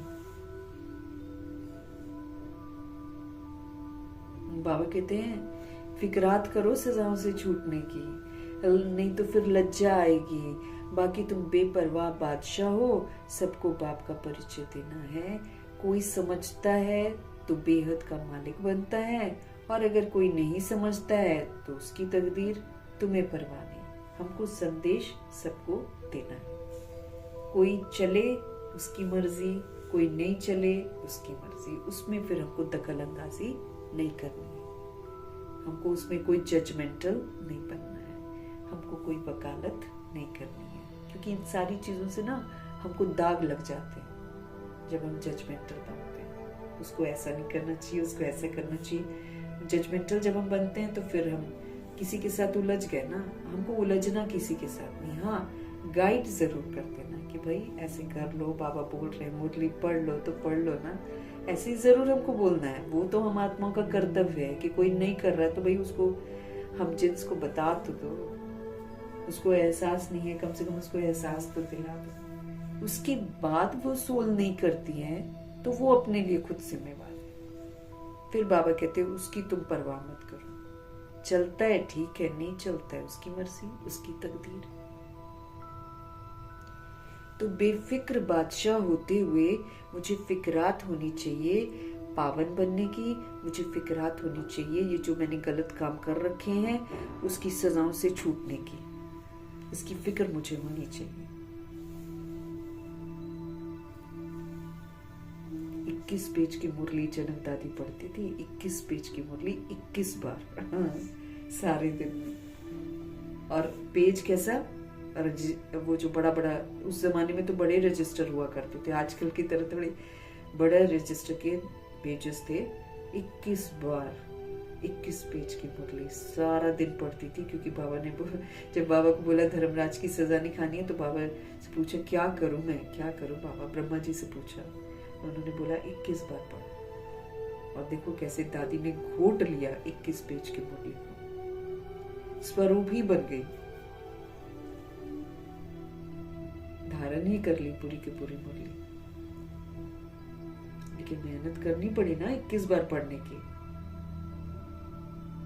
फिर वो लोग पढ़ते थे, फिर वो लोग अपने को पढ़ाते थे, अपने को वो लोग कोर्स कराते थे फिर से। ऐसे जनक दादी ने समझाया है, प्रकाश मणि दादी ने समझाया है, और जनक दादी ने रानी दीदी को समझाया कि रोज पूछो मैं कौन, मेरा कौन और मुझे क्या करना है। हम रिस्पॉन्सिबल सोल्स हैं। हम दुनिया में थोड़ी खाते पीते रहेंगे, एंजॉय करते रहेंगे, दुनिया को देखते रहेंगे। भाई दुनिया तो बिगड़ी हुई है, उसको सुधारने का काम करना है। दुनिया में आग लग रखी है, हमको आग बुझाने का काम करना है, न कि उसको देखना है और उसके टिक्का टिप्पणी करनी है, उसका चिंतन करना है। वो तो और मार पड़ेगी हमको कि तुमने ही तो बनवाया था ऐसा दुनिया को, इसमें योगदान तुमने दिया और तुम ही करेक्शन कर रहे हो।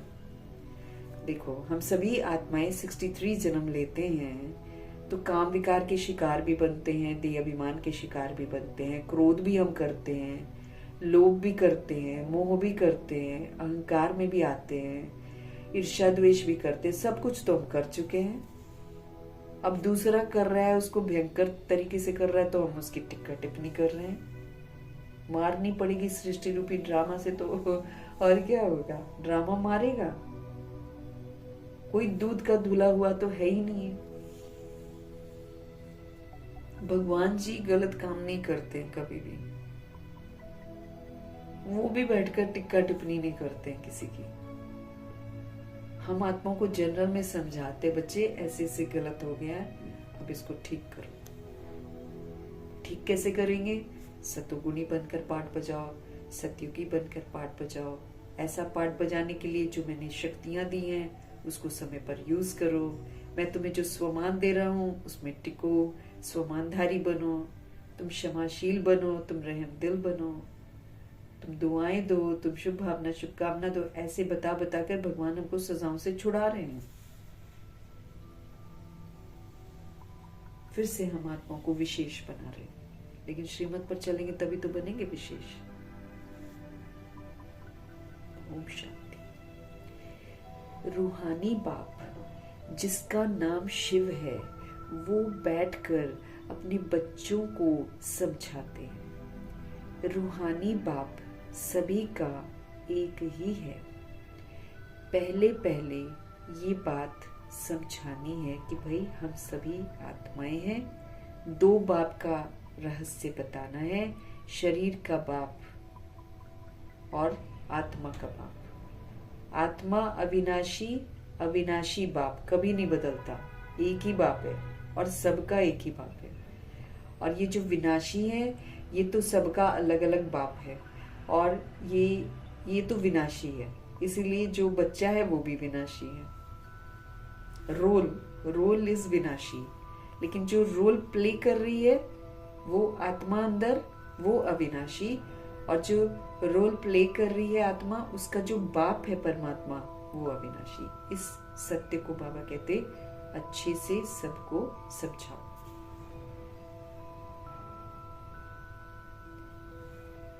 रूहानी बाप सबका एक ही है ताकि आत्माएं उस एक में कंसंट्रेट करें, क्योंकि उन्हीं से मुक्ति मिलनी है, उन्हीं से जीवन मुक्ति मिलनी है।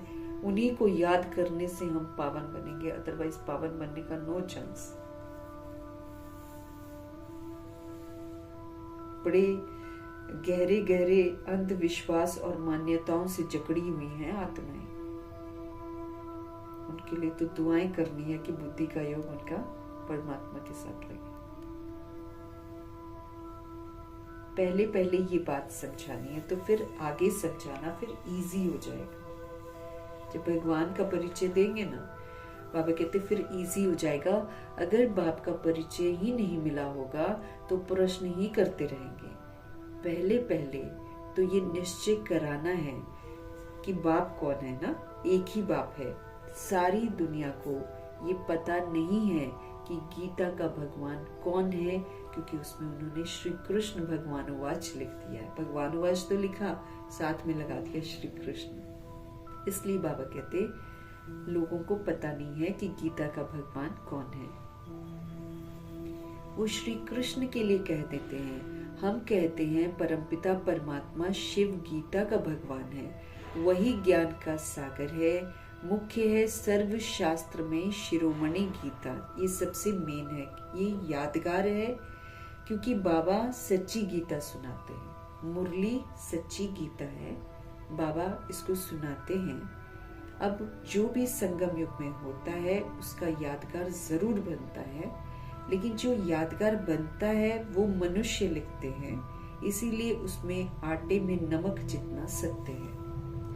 5-6 बाबा के महावाक्य उसमें मेंशन्ड हैं, जिसके आधार से उसकी वैल्यू सबसे टॉप मोस्ट हो जाती है कि सारे बाकी के धार्मिक ग्रंथों से सबसे ऊपर गीता को माना जाता है और अदालत में भी उसको यूज किया जाता है। लेकिन चूंकि उसमें सिर्फ 4-5 चीजें बाबा के महावाक्य हैं, बाकी सारा का सारा झूठ है, इसीलिए सबसे टॉप मोस्ट में रखते हुए भी आत्माएं उसको पढ़ते हुए भी सुधरती नहीं है, और आत्माएं जब उसके ऊपर हाथ रखकर अदालत में बोलती हैं तो नंबर 1 झूठ बोलती हैं। आजकल तो क्रिमिनल जीतते हैं, और क्रिमिनल भी हाथ रखकर उस पर बोलते हैं हम जो बोलेंगे सच बोलेंगे, सच के सिवाय कुछ नहीं बोलेंगे, और सारा का सारा झूठ बोलते हैं। क्यों? दोनों ही बातें हो रही है। सत्य 5 महावाक्य है तो इसको सबसे टॉप मोस्ट में रखा जाता है, बाकी सारा झूठ है, इसलिए इस पर हाथ रखकर भी दुनिया झूठ बोलती है।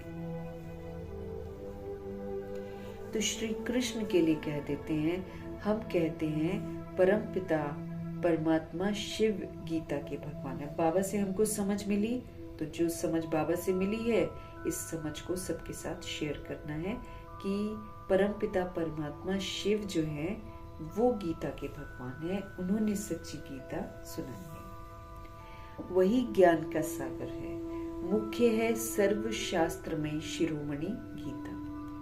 भगवान के लिए ही कहते हैं प्रभु तेरी गतमत न्यारी। गायन जरूर करते हैं कि आपकी गतमत दोनों ही न्यारी है, मतलब अनोखी है, हटकर है। अब मत तो बाबा देखो कितनी सुंदर आपको मुरलियों के द्वारा दे रहे हैं, ये तो किसी को पता ही नहीं है। फिर गति कैसे होती है हमको खुद सिखाते हैं कि कैसे हम अपनी सदगति करवा सकते हैं विधि पूर्वक चलकर। तो गति परम धाम में जाना है, सदगति स्वर्ग में आना है। ये जितनी भी बातें हैं ये एंड में सोल्स को पता चलती हैं, तब वो लोग गाते हैं कि तेरी गतमत न्यारी है। श्री कृष्ण के लिए कोई ऐसे नहीं कहेंगे कि प्रभु तेरी गतमत न्यारी है। बाप जो सत्य हैं वो जरूर सत्य ही सुनाएंगे ना। अब हमारे शिव बाबा सत्यम शिवम सुंदरम सिर्फ उन्हीं की महिमा है और किसी की भी नहीं है। देवी देवता इतने सारे हैं, लेकिन कभी किसी के लिए ऐसे थोड़ी, शिव के लिए ही बोलते हैं सत्यम शिवम सुंदरम। और एक बाबा ही बॉडी अपने लिए नहीं लेते हैं, इसीलिए शिव का यादगार शिवलिंग ही बनता है, बॉडी का आकार ही नहीं है। अब बिंदी कैसे पूजा करेंगे ना, इसलिए बिंदी नहीं करके उसका थोड़ा सा आकार बड़ा करके बीच में बिंदी लगा देते हैं, और फिर बाकी 3 लकीरें होती हैं, ब्रह्मा विष्णु शंकर, उसके बीच में बिंदी लगा रखी होती है। वो जो दर्शाता है कि शिव पिता परमात्मा ही स्थापना का कार्य भी कराते हैं, पालना का भी कराते हैं, और जितनी बुराइयां हैं उसका विनाश कराते हैं। बाबा समझते रहे हमको। बाप जो सत्य है तो वो जरूर सत्य ही तो सुनाएंगे। दुनिया पहले नई थी, सतो प्रधान थी शुरू में। अभी दुनिया पुरानी तमो प्रधान है। अंतर बताते हैं ना बाबा। दुनिया को बदलने वाला फिर कौन है? अब एक बाप ही बदल सकते हैं। बाप कैसे बदलते हैं वो भी समझाना चाहिए। बाबा कैसे बदलते हैं सब कुछ वो भी आत्मा को बताना है। आत्मा जब सतो प्रधान बने तब दुनिया भी सतो प्रधान स्थापन हो। आत्मा जब सतो प्रधान बनती है ना, तब दुनिया भी सतो प्रधान स्थापन होती है। आत्मा को सतो प्रधान पहले बनना है। पहले पहले तुम बच्चों को अंतर्मुख होना है, मना बाहर का जो विस्तार है अब उससे तो हमको पीठ करनी है और अंतर्मुखी बनना है। अब आत्मा की स्मृति में रहना है। तुम बच्चों को अंतर्मुख होना है, जास्ती टिक टिक नहीं करनी है। बहसबाजी बाहर हो जाती है ना कभी कभी, बाबा कहते वो नहीं करनी है। अंदर घुसते हैं तो बहुत चित्र देखकर पूछते ही रहते हैं, तो पहले पहले समझानी ही एक बात की चाहिए, जास्ती पूछने की मार्जिन ही न मिले। बोलो पहले तो एक बात पर आप निश्चय करो, फिर आगे समझाएं, फिर तुम 84 जन्मों के चक्र पर ले आ सकते हो। पहले भगवान को तो जानो, क्योंकि भगवान ज्ञान देते हैं।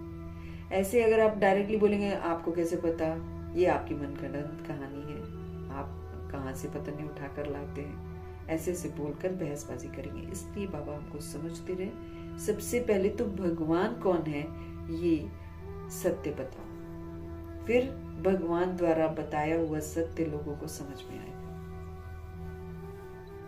फिर बाबा कहते हैं आप 84 जन्मों के चक्र पर उनको ला सकते हो। बाप कहते हैं मैं बहुत जन्मों के अंत में प्रवेश करता हूँ, इनको ही बाप कहते हैं तुम अपने जन्मों को नहीं जानते हो। हम सब एक्ट करते हैं लेकिन हम नहीं जानते हैं अपने बारे में, क्योंकि पुनर्जन्म में आकर पिछला तो हम भूल जाते हैं। तुम अपने जन्मों को नहीं जानते हो। बाप हमको प्रजापिता ब्रह्मा के द्वारा समझाते हैं, पहले पहले अल्फ पर ही समझाते हैं। अल्फ समझने से फिर कोई संशय हमको नहीं होगा। जब हम अल्फ समझ लेंगे ना, फिर हमको डाउट नहीं होगा। बोलो बाप सत्य है, ये भी असत्य नहीं सुनाते हैं ना। बाबा कहते हैं बोलो बाप सत्य है, इसलिए बाप जो है ना वो असत्य नहीं सुनाते हैं। बेहद का बाप राजयोग सिखलाते हैं, हम आत्माओं को हमारी स्मृति दिलाते हैं। हम आत्मा शरीर रूपी राजधानी के मालिक हैं। इस स्मृति के साथ अकाल तख्त पर विराजमान है। त्रिकालदर्शी की सीट पर स्थित करवाकर, साक्षी दृष्टा की सीट पर स्थित करवाकर बाबा फिर हमको कहते हैं श्रीमत की लगाम से अपनी कर्म इंद्रियों को चलाओ, मन बुद्धि संस्कार को चलाओ, तो फिर ये कंट्रोल में आ जाएंगे। कायदे से इनको चलाकर सिविल बनाओ। बाप ही राजयोग सिखलाते, नहीं तो क्या होता है ना, डायरेक्टली बताना शुरू करते फिर उनको लगता है कि ये लोग बता रहे हैं। इसीलिए बाबा हमको बोल रहे हैं पहले तो भगवान का कॉन्सेप्ट क्लियर करो, फिर बताओ कि ये जितना भी ज्ञान है ये भगवान ने दिया है, तब उनके पल्ले पड़ेगा।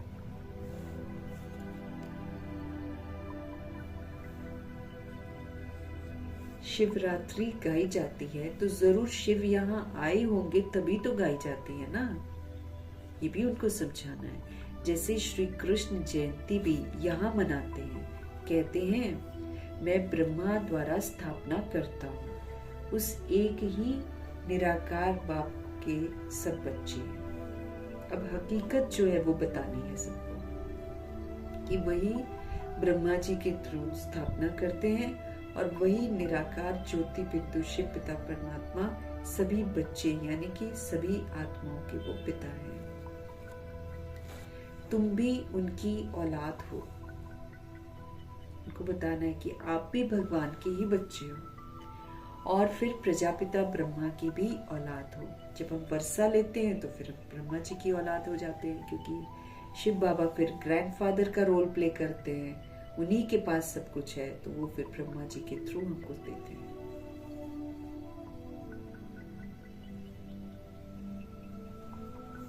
उस एक ही निराकार बाप के सभी बच्चे हैं, तुम भी उनकी औलाद हो और फिर प्रजापिता ब्रह्मा की भी औलाद हो। प्रजापिता ब्रह्मा के द्वारा स्थापना की तो जरूर ब्राह्मण ब्राह्मणियां भी तो होंगे ना। बहन भाई हो गए, इसमें पवित्रता रहती है। बाबा कहते युक्ति रचते हैं भगवान, क्योंकि अब कैसे पवित्र बनाए। अब जब बाबा आते हैं तब ब्रदर सिस्टर रिलेशन फिर भी अच्छा था, उसको पवित्र मानते थे। तो बाबा ने वही युक्ति अपनाई कि भाई तुम एक ही पिता के बच्चे हो। जाकर ऐसे ही बोलते तुम ही हो माता पिता, तुम ही हो। अगर युगल भी है तो एक साथ यही गाते हैं। तो जब वो मात पिता हो गया तो फिर बाबा कहते तुम गलत कर्म कैसे कर सकते हो।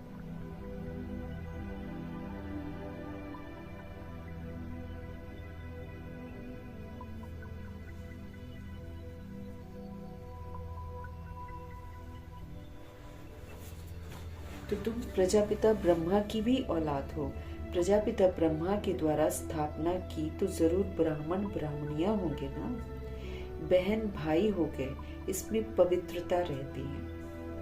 गृहस्थ व्यवहार में रहते हैं। पवित्र रहने की ये है भीति, मतलब ये एक युक्ति है कि गृहस्थ व्यवहार में रहते हुए पवित्र रहने की ये युक्ति है। बहन भाई हैं तो फिर क्रिमिनल दृष्टि नहीं होनी चाहिए। फिर एक दूसरे को मेल फीमेल की तरह थोड़ी देखेंगे। ब्रदर सिस्टर हो गए ना, तो फिर वो पवित्र दृष्टि से देखेंगे। तो फिर बाबा कहते हैं फिर क्रिमिनल दृष्टि नहीं होनी चाहिए। 21 जन्म दृष्टि सुधर जाती है। अगर हम इस एक जन्म में संगम युग में बाबा के कहे अनुसार चलते हैं तो 21 जन्म हमारी दृष्टि प्योर हो जाती है। बाप ही बच्चों को शिक्षा देंगे ना, कैरेक्टर तो बाबा ही सुधारते हैं ना। अभी सारी दुनिया का जो कैरेक्टर है ये सुधरना है। इस पुरानी पतित दुनिया में कोई कैरेक्टर नहीं है। अपने आप को बड़ा डिग्निफाइड समझते हैं, इज्जतदार समझते हैं। भगवान जी कहते चरित्र ही नहीं किसी का ठीक है। कैसे इस पैसे से कैसे अपने आप को इज्जतदार दिखाते हैं। हमारी शान है, हमारे मतलब सारे के सारे, जब हीरो हीरोइंस भी देख लो, सारी गलत राह यूथ को दिखाते हैं। और देखो कैसे जाते तो समझते हैं कि हम कितने इज्जत वाले हैं। बाबा कहते हैं सबका कैरेक्टर इस समय खराब है ही नहीं कैरेक्टर। बाबा कहते पतित दुनिया में कैरेक्टर ही नहीं, किसी को पता ही नहीं है कि चरित्र होना कैसे चाहिए। सब में विकार है। ये है ही पतित विशिष्ट दुनिया। ये पतित दुनिया है, ये विशिष्ट दुनिया है, पॉइजनस दुनिया है, विकारी दुनिया है। फिर वॉइसलेस दुनिया कैसे बनेगी? सिवाय बाप के तो कोई बना ही नहीं सकता, क्योंकि सब तो भूले हुए हैं। तो सिवाय बाप के कोई बना ही नहीं सकता वॉइसलेस दुनिया। अभी बाप पवित्र हमको बना रहे हैं। ये है सब गुप्त बातें। भगवान जी इस समय हमको पवित्र बना रहे हैं। ये गुप्त बातें हैं। हम सभी आत्मा हैं। आत्मा को परमात्मा बाप से मिलना है। सब पुरुषार्थ करते ही हैं। किस लिए? भगवान से मिलने के लिए पुरुषार्थ करते हैं। भगवान एक निराकार है, लिबरेटर है, वो गाइड है। तो लिबरेटर गाइड भी परमात्मा को ही तो कहा जाता है। दूसरे धर्म वाले कोई को लिबरेटर गाइड नहीं कहेंगे ना। दूसरे धर्म वाले कोई को लिबरेटर और गाइड नहीं कहेंगे। परम पिता परमात्मा ही आकर लिबरेट करते हैं, अर्थात तमो प्रधान से हमको सतो प्रधान बनाते हैं। परम पिता परमात्मा ही आकर हमको लिबरेट करते हैं, अर्थात हमको तमो प्रधान से सतो प्रधान बनाते हैं।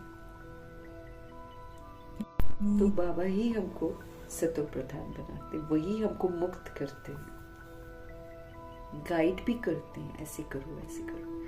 तो गाइड भी करते हैं। तो पहले पहले ये एक ही बात बुद्धि में बिठाओ भगवान के बारे में, भगवान का सत्य बताओ। अगर न समझे तो फिर बाबा कहते छोड़ देना चाहिए, बहस नहीं करनी चाहिए। अल्फ को नहीं समझा तो बे से फिर क्या फायदा, बल चले जाए। बाबा कहते हैं अगर वो नहीं समझ रहा है, गॉड को आर्ग्यू कर रहा है, तो छोड़ दो उसको। बाबा कहते हैं तुम मूंझो नहीं, तुम बेपरवाह बादशाह हो। असुरों के विघन तो पड़ने ही है। कई लोग हैं जो विरोधी बनेंगे, और विघ्न डालेंगे। तो बाबा कहते हैं वो तो विघ्न पड़ने ही है। ये है ही रुद्र ज्ञान यज्ञ। ये शिव पिता परमात्मा ने ज्ञान का यज्ञ रचा है। इसमें स्थूल अग्नि नहीं है, लेकिन इसमें समझ की अग्नि है। समझ मिलती है, फिर उस समझ के प्रमाण हम अपने को परिवर्तन करते हैं। हम अपना पुराना नहीं, जो मध्य के संस्कार हैं, जो कलयुगी संस्कार हमने बना रखे हैं, उसको फिर हम त्यागते हैं, भस्म करते हैं। तो पहले पहले बाप का परिचय देना है। भगवान कहते हैं मन मना भव, कि मन को अब तुम मुझ में लगाओ। जितना पुरुषार्थ हम करेंगे उस अनुसार ही हम मर्तबा पाएंगे। आदि सनातन देवी देवता धर्म का राज्य जो है वो स्थापन हो रहा है। इन लक्ष्मी नारायण की डिनेस्टी है, और जितने धर्म वाले हैं उनकी कोई डिनेस्टी स्थापन नहीं होती है। तो 2500 वर्ष की राजधानी स्थापन हो रही है। बाप तो आकर सबको मुक्त करते हैं बंधनों से, फिर अपने अपने समय पर और धर्म स्थापकों को आकर अपना धर्म स्थापन करना ही है। क्योंकि जैसे जैसे देवकुल की आत्माएं भूलती जाती हैं अपने आप को, वैसे वैसे गलत काम करती हैं, वैसे वैसे सृष्टि तंग होती है। तो फिर उसको थामने के लिए फिर सोल्स आती हैं। कुछ समय तक हर कोई थामते फिर एक दिन नींव पड़ती है, जब तपस्या करते हैं ब्रह्मा जी, सरस्वती जी और दादियां, तो फिर से ये नींव स्ट्रॉन्ग बनती है। फिर हम सब ये आत्माएं बाबा के बनते हैं, सीखते हैं, राजयोगी बनकर पाठ बजाते हैं।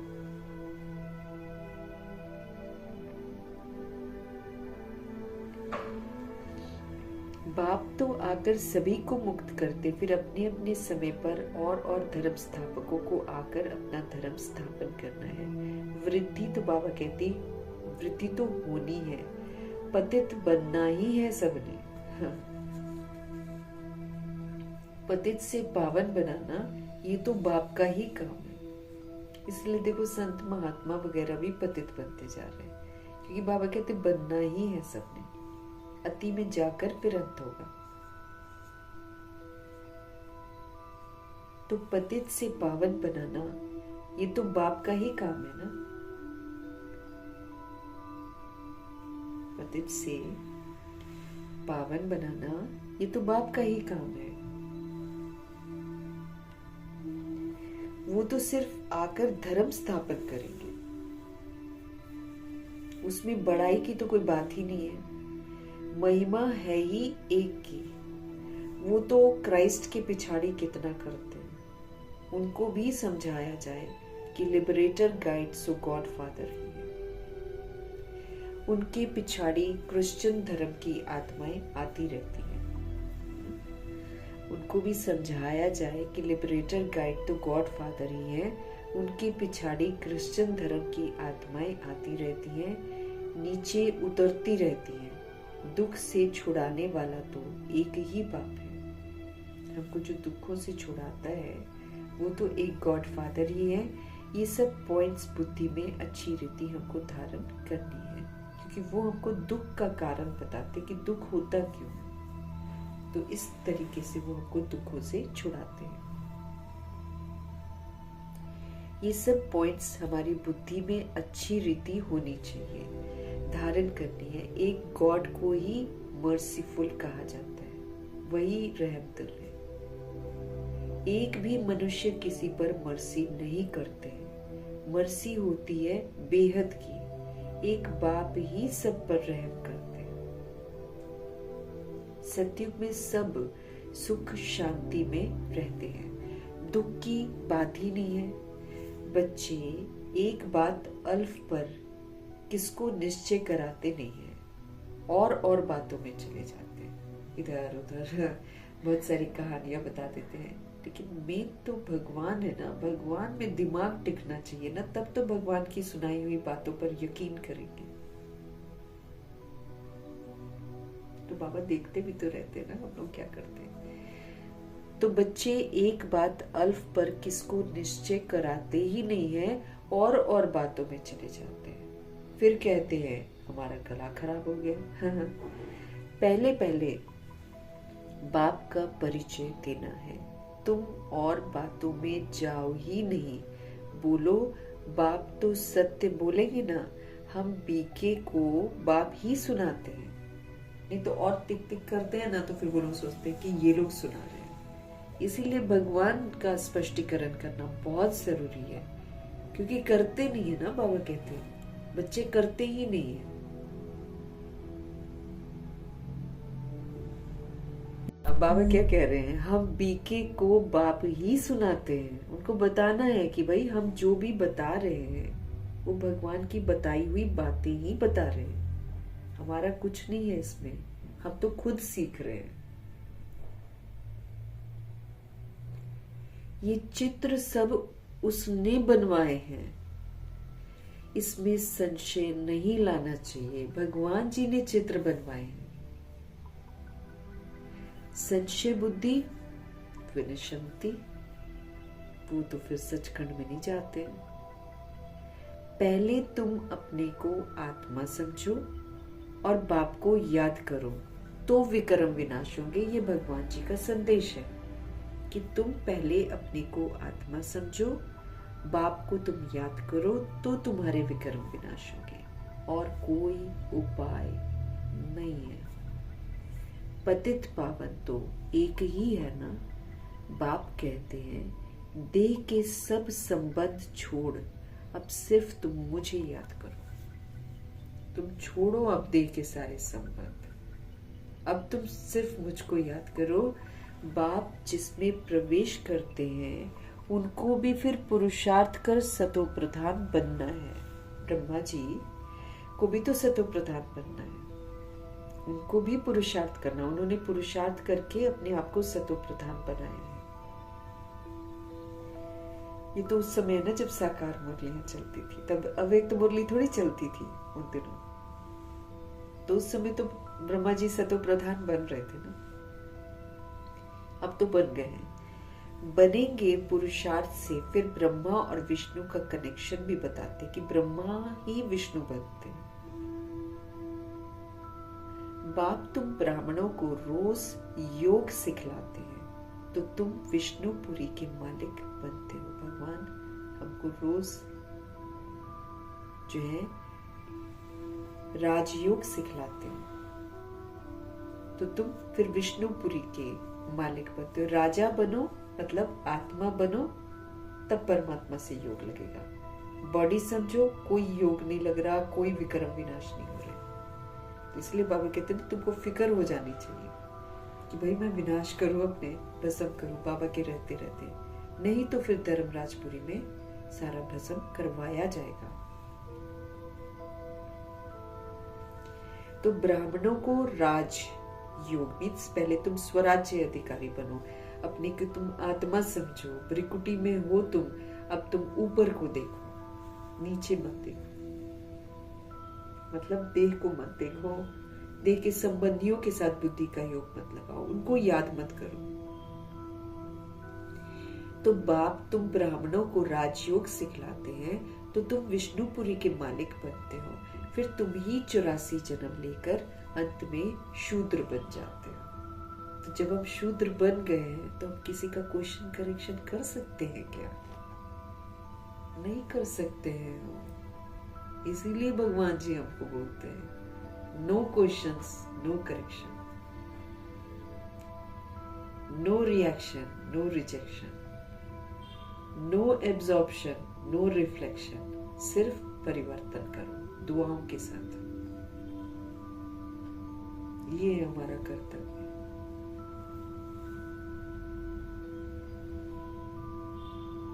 हम सभी अंत में शूद्र बन जाते हैं। शूद्र मतलब अछूत, अनटचेबल, जिसको छूना भी नहीं है। हम सब पतित बन जाते हैं ना, तो भगवान की नजरों में हम शूद्र बन जाते हैं। फिर बाबा आकर शूद्र से हमको ब्राह्मण बनाते हैं। ऐसे और कोई बता ही नहीं सकता है, ये तो शिव बाबा ही बता सकते हैं ना। पहली पहली बात है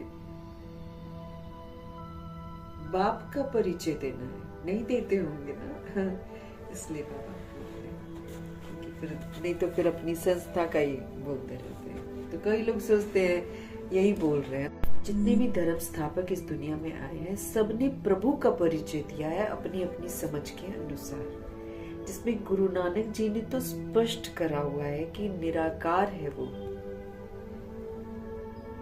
जन्म नहीं लेते हमारी तरह, वो मरते नहीं है। इसका मूल मंत्र है एक ओंकार सतनाम करता पुरख निर्भव निर्वैर। वो निर्भय है, वो निर्वैर है, वो अकाल मूर्त है। तो स्पष्ट करते हैं वो, लेकिन फिर भी उतना स्पष्टीकरण नहीं जैसे बाबा स्पष्ट करते हैं। इसलिए बच्चे है ना, गुरु नानक जी भी तो भगवान जी के बच्चे है ना, बच्चा बाप का परिचय पूरा कहाँ से देगा। इसीलिए लोग क्या करते हैं, गुरुओं को पकड़ लेते हैं।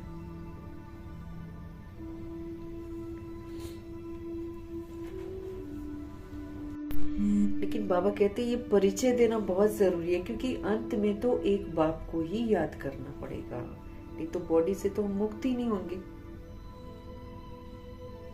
तो पहली बात है बाप का परिचय देना। बाप कहते हैं मुझे ही पतितों को पावन बनाने यहाँ पर आना पड़ता। भगवान जी आकर खुद बताते हैं फिर ना, क्योंकि हमको तो मालूम नहीं चलता, बच्चे कहाँ से जानेंगे बाप के बारे में। तो बाप कहते हैं मेरे को ही आना पड़ता है पतितों को पावन बनाने, क्योंकि सिर्फ और सिर्फ शिव पिता परमात्मा की पवित्रता बरकरार रहती है, हम सभी की पवित्रता खंडित हो जाती है, हम पतित बन जाते हैं। ऐसे नहीं कि ऊपर से मेरे को प्रेरणा देंगे और मैं यहाँ कैच कर, हम तो पतित पत्थर बुद्धि बन जाते हैं। तो कहां से भगवान जी ऊपर से मेरे को बोलेंगे और मैं सुन लूंगी क्या? अता पता तो हमको भगवान का ही नहीं था, हम लोग तो नास्तिक ही थे। तो कहां से वो हमको प्रेरणा देते और हम उसको कैच करके पावन बन जाते? ऐसा तो होना नहीं था ना। इसलिए पतित दुनिया में शिव पिता परमात्मा को आना ही पड़ता है। फिर साधारण बनकर मनुष्य का आधार लेकर हमसे बात करनी पड़ती है, तब जाकर पल्ले पड़ता है। वो भी देखो कितनी मुश्किलों से पल्ले पड़ता है, क्योंकि विक्रम कर रखे हमने। जल्दी बातें बुद्धि में बैठती नहीं है, जल्दी परिवर्तन होता ही नहीं है।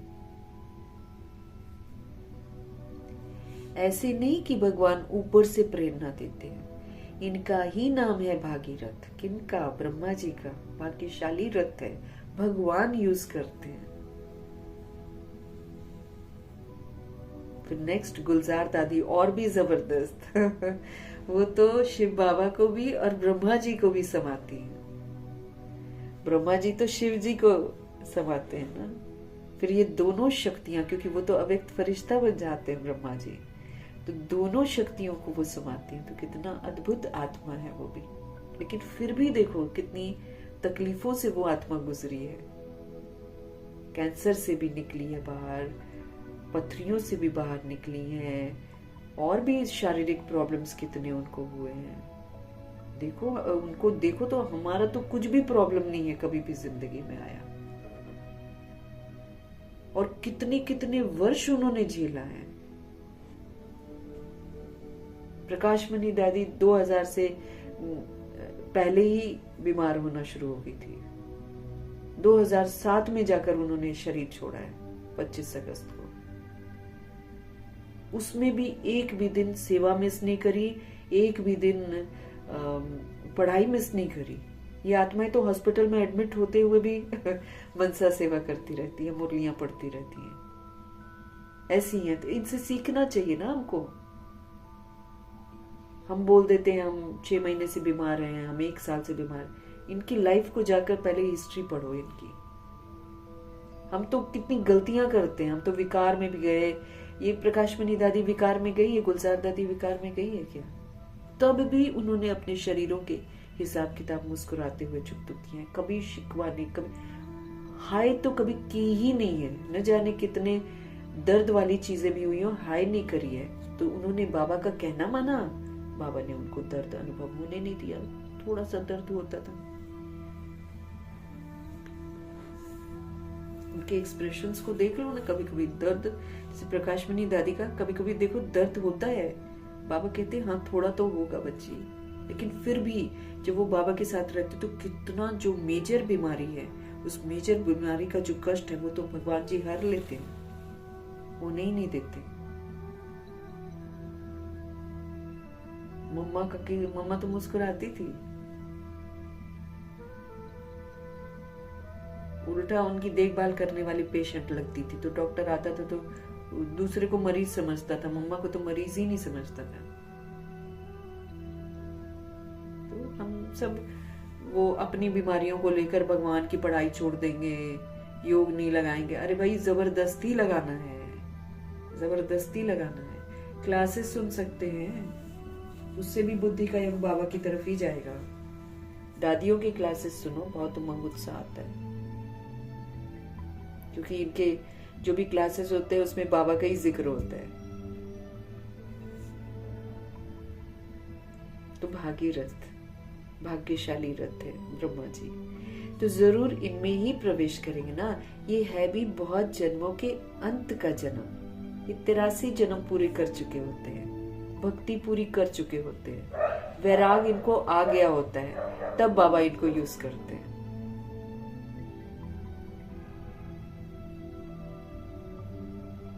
ये है भी बहुत जन्मों के अंत का जन्म, फिर सतो प्रधान बनते हैं। ब्रह्मा जी बनकर दिखाते, बन गए सतो प्रधान को। तो उसके लिए बाप युक्ति बताते हैं कि अपने को तुम आत्मा समझो और तुम मुझे याद करो, मैं ही सर्वशक्तिमान हूँ। मुझे याद करने से तुम्हारे में ताकत आएगी। हमको तो ताकत भी लेनी है बाबा से। इतनी सुंदर सुंदर धारणाएं हैं, इसको धारण करने के लिए मेरे को ताकत भी तो चाहिए। कैसे मिलेगी? जब हम याद करेंगे तब तो मेरे को ताकत मिलेगी ना। पावर हाउस है, कनेक्टेड रहेंगे तो चार्ज होंगे ना। देहधारियों के साथ करेंगे तो हम तो डिस्चार्ज होते जाएंगे। हम देह भान, कोई देहधारी है, देह अभिमान में है, अगर मैं उसका संग करूंगी तो मैं तो उसको याद करूंगी तो मैं तो डिस्चार्ज हो जाऊंगी।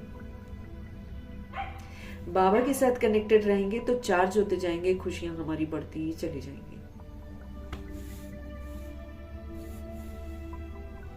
एक बाबा ही है ना, खुशियों का सागर, शांति का सागर, प्रेम का सागर, आनंद का सागर, शक्तियों का सागर, एक वही तो है।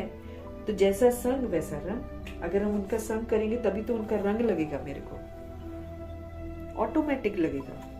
अगर हम उनको याद करते हैं, अब बाबा खुले भंडारे लेकर बैठे हुए हैं, ठीक है ना, ऊपर से पूरा भंडारा खुला हुआ, ले लो। लेकिन वो मेरे तक पहुंचता तब है जब मैं अपने को आत्मा समझकर उनको याद करती हूँ, नहीं तो पहुंचता ही नहीं है मेरे पास। चार्ज कैसे होंगे हम? याद करेंगे तब तो चार्ज होंगे। अब सतो प्रधान बनने की युक्तियां बाबा अगर हमको बताते हैं, क्या कहते हैं, अब तुम समझो अपने को आत्मा। अपने को आत्मा समझना ही बहुत गहरा विषय है, बहुत गहरा है। आत्मा समझना मतलब मेरी रिस्पॉन्सिबिलिटी ही सारी चेंज हो गई, मेरा संसार ही सारा बदल गया। दैहिक रिश्ते सारे समाप्त हो गए बुद्धि से।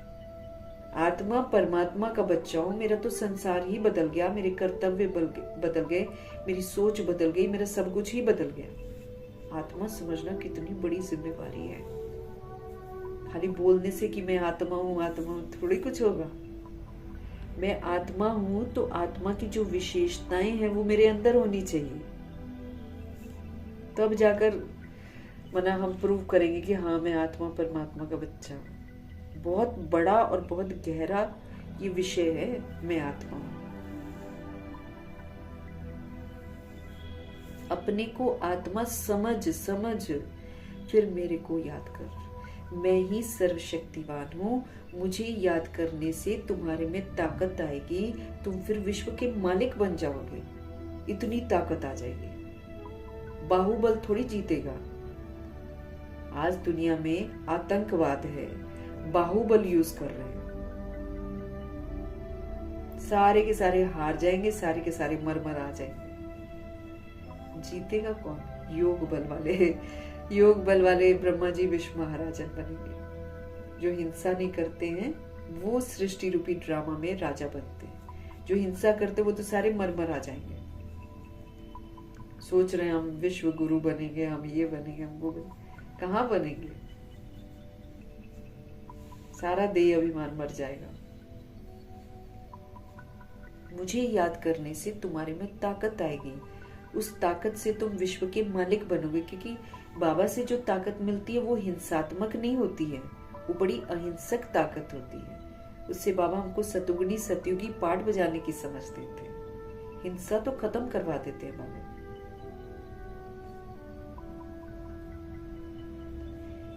ये लक्ष्मी नारायण का वर्षा इन्हों को बाप से मिला हुआ है। लक्ष्मी नारायण, ब्रह्मा जी को, सरस्वती जी को, ये जो लक्ष्मी नारायण का वर्षा है बाप से मिला है। कैसे मिला है बाबा अभी हमको समझाते हैं। प्रदर्शनी, म्यूजियम आदि में भी तुम कह दो कि पहले तो तुम एक बात को समझो फिर और बातों में जानो। ये बहुत जरूरी है समझना। बाप को समझना बहुत जरूरी है। नहीं तो तुम दुख से छूट नहीं सकेंगे। जब तक भगवान को हम जानेंगे नहीं, जब तक हम भगवान को याद करेंगे नहीं, तब तक हम दुखों से छूट नहीं सकते। पहले जब तक निश्चय हमने नहीं किया है तो तुम कुछ समझ ही नहीं सकेंगे। भगवान की बातें हमको समझ में ही नहीं आएगी जब तक हमने भगवान को नहीं समझा है। नहीं तो मुरली पढ़ते हैं फिर सारा दिन अपनी मनमर्जियां करते हैं, क्योंकि समझा ही नहीं है ना भगवान को, और खुद को आत्मा भी नहीं समझा है। इसलिए बॉडी कॉन्शियस हैं, इसलिए बॉडी को देखते हैं, बॉडी को ठीक करते हैं। आत्मा तो सुधर ही नहीं रही है। आत्मा तो फिर क्रिमिनल बन रही है बॉडी को देखकर। क्यों? क्योंकि बाप को नहीं समझा है। और बाबा कहते जब तक नहीं समझोगे दुखों से छूट नहीं सकते। इस समय है ही भ्रष्टाचारी दुनिया। सारी दुनिया भ्रष्टाचारी है, इसीलिए भ्रष्टाचारी दुनिया की बात सुननी नहीं है। सब झूठ बोल रहे हैं, किसी की बात नहीं सुननी है, क्योंकि सारी देह की बातें कर रहे हैं। देह खत्म होने वाली है सबकी है ना। तो बाबा कहते देवी देवताओं की दुनिया श्रेष्ठाचारी थी। ऐसे ऐसे समझाना है। मनुष्यों की नब्ज भी देखनी चाहिए। कुछ समझता है या तबाही है। तबाही मतलब जैसे तवे पर पानी डालते हैं ना, तुरंत छन करके खत्म हो जाता है। ऐसे ही कुछ लोग होते हैं, कुछ समझाओ खत्म, बुद्धि में आता ही नहीं है। तो बाबा कहते हैं आप देखो तो सही नर्व से, समझ भी रहा है कि तबाही है। अगर तबाही है तो फिर छोड़ देना चाहिए। जिसके पल्ले ही नहीं पड़ रहा है उसको छोड़ देना चाहिए। टाइम वेस्ट नहीं करना चाहिए। चात्रक पात्र को परखने की भी दृष्टि चाहिए, है ना, कि कौन लेने वाला है, कौन इसका पात्र है। वो परखने की शक्ति, परखने की बुद्धि हमारे पास होनी चाहिए। बाबा को साथ रखेंगे तो परख लेंगे। जो समझने वाला होगा उनका चेहरा ही बदल जाएगा, है ना। उनका चेहरा बदल जाता है, उनको बड़ा अच्छा लगता है सुन सुन के। पहले तो खुशी की बात देनी है। बेहद के बाप से बेहद का वर्षा मिलता है ना। तो बाबा जानते हैं याद की यात्रा में बच्चे बहुत ढीले हैं। याद की यात्रा में बच्चे बहुत ढीले हैं। याद निरंतर बाबा को ही करना है।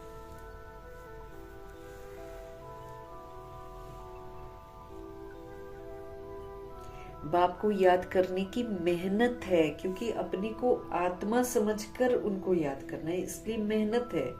ये नहीं कि कोई फोटो को देखकर हम याद कर लेंगे, नहीं। आत्मा की रियलाइजेशन और परमात्मा से कनेक्शन, इसकी मेहनत है। देह का भान नहीं होना चाहिए बीच में, नहीं तो याद से मिलती नहीं है। बाबा कहते बाप को याद करने की मेहनत है, उसमें ही तो माया विघन डालती है। ये भी बाबा कहते खेल बना हुआ है।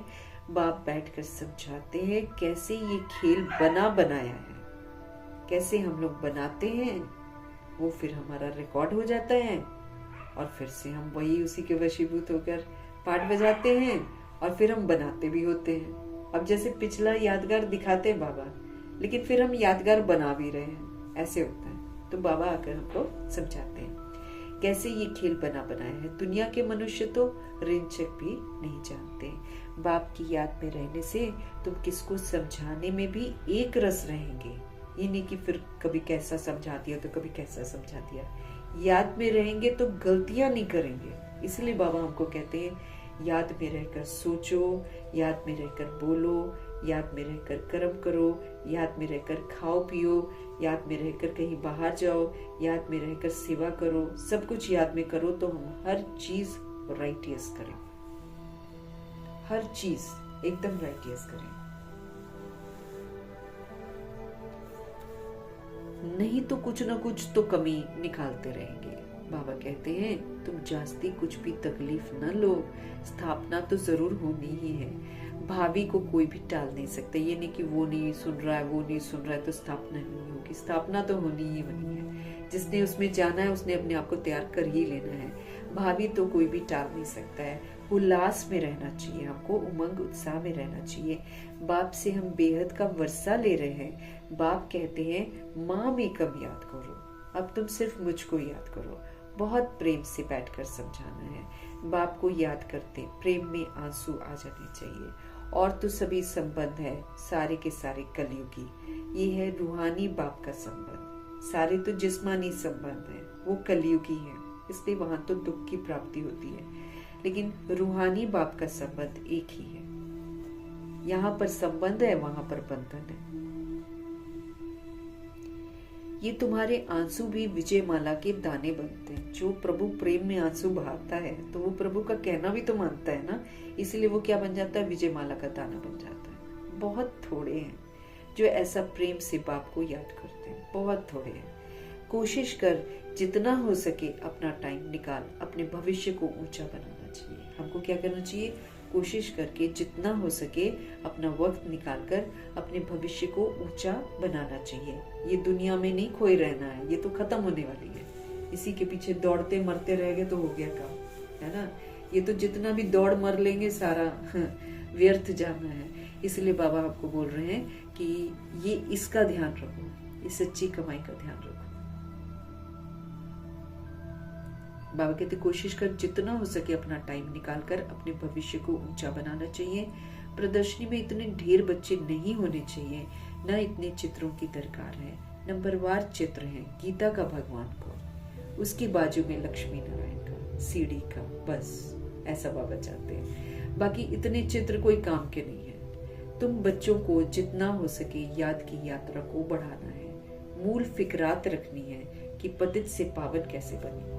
मेन ये है, मतलब बाबा अभी समय के अनुसार ना, अब जैसे कई प्रदर्शनियां दिखाते ना, उसमें तो आप पैदल चल नहीं सकते हैं। आपको वो उन्होंने बना रखा है साधन, उस पे बैठ जाओ और घूमते रहो और सारा कुछ देखते जाओ। इतना लंबा चौड़ा म्यूजियम बना रखा है। तो उसमें क्या होता है ना, खाली देखते हैं और बस अच्छा बोलकर चले जाते हैं। अब भगवान का कहना है कि समय जो है समाप्ति का रहा है, लोग परमात्मा से जुड़ ही नहीं रहे हैं। तो मेन है परमात्मा से जुड़ने की तरफ ज्यादा ध्यान देना। इसलिए बाबा बोल रहे हैं कि गीता का भगवान कौन है इसका चित्र रखो, उसके बाजू में रखो लक्ष्मी नारायण की। इनको जानने के बाद, इनके कहने के बाद हम लोग लक्ष्मी नारायण जैसे बनते हैं। फिर सीढ़ी का चित्र रखो, भारत के उत्थान और पतन का चित्र रखो, ऐसा बाबा चाहते हैं। फिर उसके बाद जब इतना इंटरेस्ट से उनको समझ में आ जाएगा तो आगे तो समझ में आ ही जाएगा। मतलब मेन बाबा कहते हैं इस पर कॉन्सेंट्रेट कर पाओ ताकि सबका बुद्धि का योग एक परमात्मा के साथ लगे। बाकी इतने चित्र कोई काम के नहीं है। तुम बच्चों को जितना हो सके याद की यात्रा को बढ़ाना है। मूल फिक्रात रखनी है कि पतित से पावन हम कैसे बने, बाबा का बनकर और फिर बाबा के आगे जाकर सजा खाएं। ये तो बड़ी दुर्गति की बात है, लज्जा आएगी ना फिर। और दुर्गति तो हो ही गई, समझो जिसने सजा खाई उसकी दुर्गति होगी। अष्ट रतन भी देखेंगे तो बेइज्जती होगी ना वहां पर।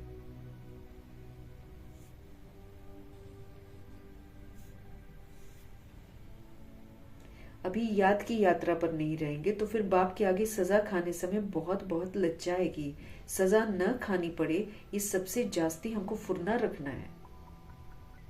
दादियों ने फुरना रखा था कि हमको सजा नहीं खानी है, धर्मराज की सजा नहीं खानी है। इसलिए उन्होंने अटेंशन से अपना पुरुषार्थ किया। जो इसको लाइटली लेते हैं वो फिर आराम से अपनी जिंदगी को कलयुग में जी रहे हैं। वो तो फिर कितनी सजा खाएंगे, क्योंकि कलयुग बना रहे हैं, वो फिर कलयुग को ही देखेंगे। और जो सतयुग बनाएंगे, बाबा कहते हैं उनको विनाश नहीं दिखाई देगा, उनको सतयुग दिखाई देगा।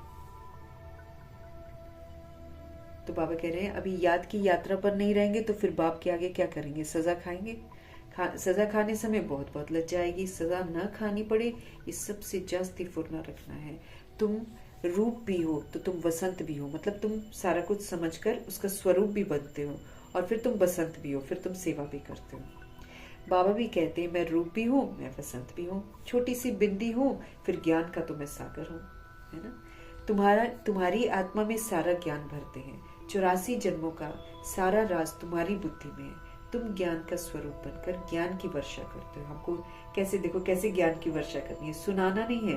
बाबा कहते तुम ज्ञान का स्वरूप बनते हो। जो ज्ञान कहता है वो हम करते हैं। जब वो हम करते हैं तो मेरे आचरण से ज्ञान की वर्षा होती है। ऐसे बाबा कह रहे हैं, ऐसे हम ज्ञान की वर्षा कर सकते हैं। बोलने से थोड़ी कोई सुनता है ना। तो बाबा क्या बोल रहे हैं, ज्ञान का स्वरूप बन जाओ, मतलब जो ज्ञान कहता है वो तुम करो। जब तुम करोगे तो ज्ञान की वर्षा होती रहेगी। ज्ञान का एक एक रतन कितना अमूल्य है, इसकी वैल्यू तो कोई कर ही नहीं सकता है। इसलिए बाबा कहते हैं पद्मा पदम भाग्यशाली। जो ज्ञान रत्नों को धारण करता है वो पद्मा पदम भाग्यशाली बन जाता है। तुम्हारे चरणों में पदम की निशानी थी, ऐसा दिखाते हैं कि देवताओं के चरण में पदम है। इनको कोई समझ न सके, कृष्ण जी के पैर में पदम दिखाते हैं ना। तो ये है भाग्य की निशानी, कि मतलब हम हर कदम जो है श्रीमत पर जब चलते हैं तो हम पद्मा पदम भाग्यशाली बन जाते हैं। इनको कोई समझ न सके, मनुष्य पदमपति नाम रख देते हैं, समझते हैं इनके पास बहुत धन है। पदमपति का एक सरनेम भी रखते हैं। बाप सब बातें समझाते हैं, फिर कहते हैं मूल बात है कि बाप को और 84 के चक्र को याद करो। शिव बाबा को याद करो और 84 के चक्र को याद करो। ये नॉलेज जो है ये भारतवासियों के लिए ही है। तुम ही 84 जन्म लेते हो, ये भी समझ की बात है। और कोई सन्यासी आदि को स्वदर्शन चक्रधारी भी नहीं कहेंगे, देवताओं को भी नहीं कहेंगे। देवताओं में ज्ञान होता ही नहीं है। तुम कहेंगे हमारे में सारा ज्ञान है, इन लक्ष्मी नारायण में नहीं है। बाप तो यथार्थ बातें समझाते, क्योंकि लक्ष्मी नारायण तो ज्ञान का स्वरूप बन जाते हैं और प्रारब्ध पाते हैं ना। तो फिर उनके पास ज्ञान नहीं होता है। ज्ञान तो संगम युगी आत्माओं के पास होता है, जो बाबा के बच्चे बनते हैं, पवित्रता की प्रतिज्ञा करते हैं, स्वदर्शन चक्रधारी बाबा बनाते हैं। ये ज्ञान, ये तो बड़ा वंडरफुल ज्ञान है। तुम कितने गुप्त स्टूडेंट हो। तुम कहेंगे हम पाठशाला में जाते हैं, भगवान हमको पढ़ाते हैं। हम ये नहीं कहेंगे हम ब्रह्मा कुमारी से जाते हैं, हम पाठशाला में जाते हैं, हम गॉडली यूनिवर्सिटी में जाते हैं, भगवान हमको पढ़ाते हैं। अब हम बोले कि ब्रह्मा कुमारी में जाते हैं, हमको भगवान पढ़ाते, वो बोलते हैं भगवान तुम्ही को पढ़ाते हैं क्या? गुस्सा करते हैं वो लोग। तो इसीलिए हम गॉडली यूनिवर्सिटी में पढ़ते हैं, हम पाठशाला में जाते हैं। हमारा एम ऑब्जेक्ट है लक्ष्मी नारायण, और भगवान हमको ऐसा पढ़ाकर बनाते हैं। मनुष्य सुनकर फिर वंडर खाएंगे। हम अपने हेड ऑफिस में जाते हैं, मधुबन में जाते हैं। क्या पढ़ते हो? मनुष्य से देवता, बेगर से प्रिंस बनने की हम पढ़ाई पढ़ रहे हैं। दिस इज व्हाट हमको बताना चाहिए सबको। कोई आबू जाते हैं, कोई बोलते हैं ना कहाँ जा रहे हैं, हम अपने हेड ऑफिस में जा रहे हैं, है ना, मधुबन में जा रहे हैं। क्या पढ़ते हो? मनुष्य से देवता बनने की पढ़ाई पढ़ते हैं, बेगर से प्रिंस बनने की पढ़ाई पढ़ते हैं। तुम्हारे चित्र भी फर्स्ट क्लास है। धन दान भी हमेशा पात्र को किया जाता है। पात्र तुमको कहाँ मिलेंगे? शिव के, लक्ष्मी नारायण के, राम सीता के मंदिरों में मिलेंगे। वो भगत आत्मा है ना, वो सुनेंगे ऐसी बातें। वहां जाकर तुम उन्हों की सेवा करो, अपना टाइम वेस्ट मत करो। गंगा नदी पर भी जाकर तुम समझाओ, पतित पावनी गंगा है, ये परमपिता परमात्मा है, सर्व की सदगति ये पानी करेगा या बेहद का बाप करेगा। तुम इस पर अच्छी रीति समझा सकते हो। विश्व का मालिक बनने का रास्ता बताते हो, दान करते हो, कौड़ी जैसे मनुष्य को हीरे जैसा विश्व का मालिक बनाते हो। भारत विश्व का मालिक था, तुम ब्राह्मणों का देवताओं से भी उत्तम कुल है ना। देवता का कुल तो है, वो तो ऊंचा है, लेकिन उससे भी ऊंचा कुल ब्राह्मणों का है जब भगवान जी मौजूद है। भगवान की मौजूदगी से ये भगवान की स्थापना है, ये भगवान की रचना है, इसलिए ब्राह्मण कुल जो है सबसे टॉप मोस्ट पे है। ये बाबा तो समझते हैं मैं बाप का एक ही सिगिलदा बच्चा, ब्रह्मा जी ऐसे समझते हैं कि मैं तो एक ही लाडला बच्चा हूँ। बाबा ने हमारा ये शरीर लोन पर लिया है, तुम्हारे सिवाय और कोई भी ये बातें समझ ना सके कि भगवान कैसे लोन लेते हैं शरीर का। और बाबा की हमारे पर सवारी की हुई है, हमने बाबा को कुल्हे पर बिठाया हुआ, कंधे पर बिठाया हुआ, अर्थात शरीर दिया हुआ है कि सर्विस करो। उनका एवजा फिर वो कितना देते हैं, रिटर्न कितना देते हैं शिव बाबा, जो हमको सबसे ऊंच कंधे पर चढ़ाते हैं, नंबर 1 लेकर जाते हैं। बाप को बच्चे प्यारे लगते हैं ना, तो उनको कंधे पर चढ़ाते हैं। तो दुनिया में माँ बच्चे को सिर्फ गोद तक लेती है, लेकिन बाप क्या करता है, कंधे पर उसको बिठाता है, चढ़ाता है। पाठशाला को कभी कल्पना नहीं कहा जाता है। अगर पाठशाला, कई लोग बोलते हैं ना ये आपकी कल्पना है, तो उनको बोलना है कि पाठशाला जो है वो कभी भी कल्पना नहीं है। अब आजकल की जो स्कूल की पाठशाला है, आजकल जो स्कूल है, आजकल जो वो है, क्या नाम है, कॉलेजेस वगैरह है, इनको हम कह सकते हैं कल्पना, क्योंकि सारी काल्पनिक पढ़ाई पढ़ाते हैं। क्या क्या पढ़ाते हैं, आधे से ज्यादा चीजें हमारे काम नहीं आती हैं, और कितना हम रट रट के समझ कर लिखते हैं, कितनी मेहनत करते हैं, प्रैक्टिकल लाइफ में वो काम ही नहीं आती है। पाठशाला को कभी कल्पना नहीं कहा जाता है। स्कूल में हिस्ट्री ज्योग्राफी पढ़ते हैं तो क्या वो कल्पना हुई? ये भी वर्ल्ड की हिस्ट्री ज्योग्राफी है ना। वो तो परहैप्स लिखकर हकीकत तो बता नहीं पाते, क्योंकि सभी लोग पुनर्जन्म में आते हैं, मरते हैं, फिर शरीर लेते, तो कौन सत्य बताएगा। इसलिए उसमें परहैप्स करके एडिशन डालते रहते हैं, दावे से नहीं बोलते हैं हिस्ट्री ज्योग्राफी में। यहाँ तो प्रभु जी स्पष्टीकरण करके सारी बातें हमको बताते हैं। अच्छा, मीठे मीठे सिकिलते बच्चों प्रति माता पिता बाप दादा का याद प्यार और गुड मॉर्निंग। रूहानी बाप की रूहानी बच्चों को नमस्ते। हम रूहानी बच्चों की भी रूहानी बाप को दिल से, जान से, सिख से, प्रेम से, अदब से, पूरे रिस्पेक्ट से, पूरे रिगार्ड से, पूरी मोहब्बत से प्यार भरी नमस्ते, और तहे तहे दिल से मीठे मीठे परम पिता परमात्मा जी का धन्यवाद। धारणा के लिए मुख्य सार है, बहुत प्रेम से बैठकर रूहानी बाप को याद करना है। याद में प्रेम के आंसू आ जाए तो वो आंसू विजय माला का दाना बन जाएंगे। अपना समय भविष्य प्रारब्ध बनाने में सफल जरूर करना है। धंधाधोरी करते हुए इस पर बहुत ध्यान देना है, क्योंकि ये मेरे साथ जाएगा। अंतर्मुखी हो सबको अल्फ का परिचय देना है। ज्यादा तिक हमको नहीं करनी है। कोई नहीं समझ रहा है तो आर्ग्यूमेंट नहीं करना है। एक ही फुरना हमको रहे कि ऐसा कोई कर्तव्य न हो जिसकी मुझे सजा खानी पड़े। अब हम टाइम वेस्ट करेंगे, सजा खाएंगे। हम संकल्पों को वेस्ट करेंगे, सजा खाएंगे। हम वर्ड्स को अच्छे तरीके से यूज नहीं करेंगे, सजा खाएंगे। हम कर्म बैठ करेंगे, हम सजा खाएंगे। इस बात को अच्छी रीति मुझे समझना है, और फिर इसी के प्रमाण हमको चलना है। वरदान है, रूहानी यात्री हूं मैं, इस स्मृति से सदा उपराम न्यारे और निर्मोही भव। रूहानी यात्री हूं मैं, रूह हूं मैं और यात्री हूं मैं। तो यात्रा करने वाला कहीं का थोड़ी रहता है, वो तो हमेशा उपराम रहता है, कहीं भी वो अटैचमेंट में नहीं आता है। यात्री जो होता है चलता रहता है, चलता रहता है, चलता रहता है। तो हम सब कौन है? रूहें है ना, यात्रा पर ही तो है हम। तो रूहानी यात्रा हूँ, यात्री हूँ। इस स्मृति से सदा हमको उपराम रहना है, न्यारा रहना है, निर्मोही रहना है। रूहानी यात्री सदा याद की यात्रा में आगे बढ़ते रहते। जो अपने आप को रूहानी यात्री समझते हैं वो बाबा की याद की यात्रा में आगे बढ़ते रहते हैं। ये यात्रा सदा ही सुखदायी है, इससे सुख मिलता है। जितना हम बाबा की यादों में रहेंगे उतना सुख मिलेगा। जो रूहानी यात्रा में तत्पर रहते हैं उन्हें दूसरी कोई यात्रा करने की जरूरत ही नहीं है।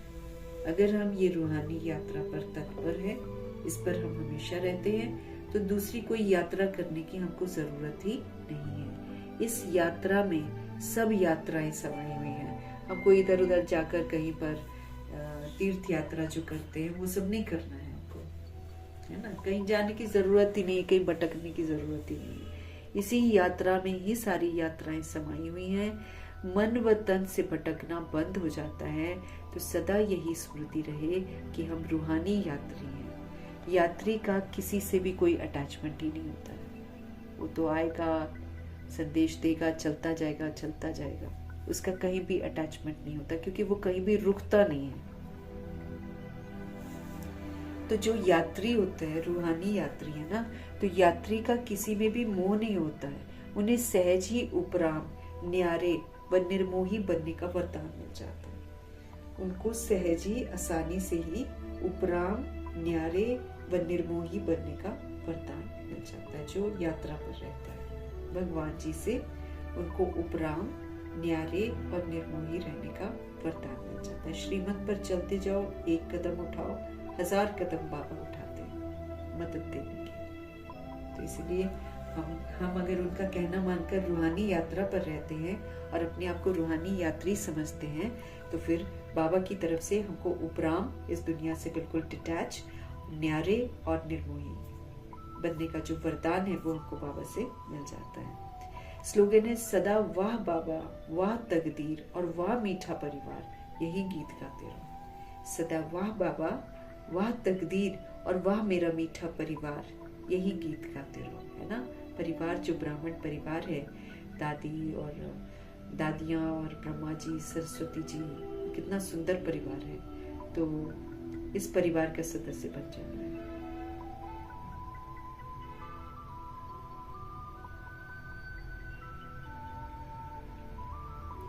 तो सदा वाह बाबा, वाह तकदीर और वाह मीठा परिवार, यही गीत गाते रहो। अव्यक्त इशारे आजकल हमको मिल रहे हैं अशरीरी बनने के और विदेही स्थिति का अभ्यास बढ़ाने के लिए। जैसे बाप को सर्व स्वरूपों से, सर्व संबंधों से जानना जरूरी है, ऐसे ही बाप के द्वारा खुद को भी जानना बहुत जरूरी है। आत्मा हूँ सिर्फ ऑर्डिनरी बात नहीं है। आत्मा हूं तो फिर कर्तव्य क्या है मेरे, उसकी गहराइयों में जाना है। आत्मा हूं तो सारे स्वमान स्वीकार करने, तो सारे स्वमान के प्रमाण कर्तव्य करने। खाली मैं आत्मा हूं करने से तो कुछ भी नहीं है।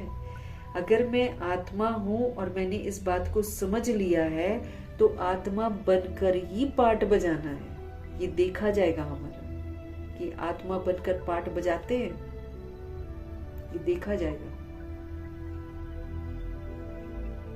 तो जब बाप को, जैसे बाप को सारे स्वरूपों से जानना बहुत जरूरी है। सर्व संबंधों से क्यों बोलते बाबा कि मेरे साथ सारे संबंध बनाकर उसका रस ले लो।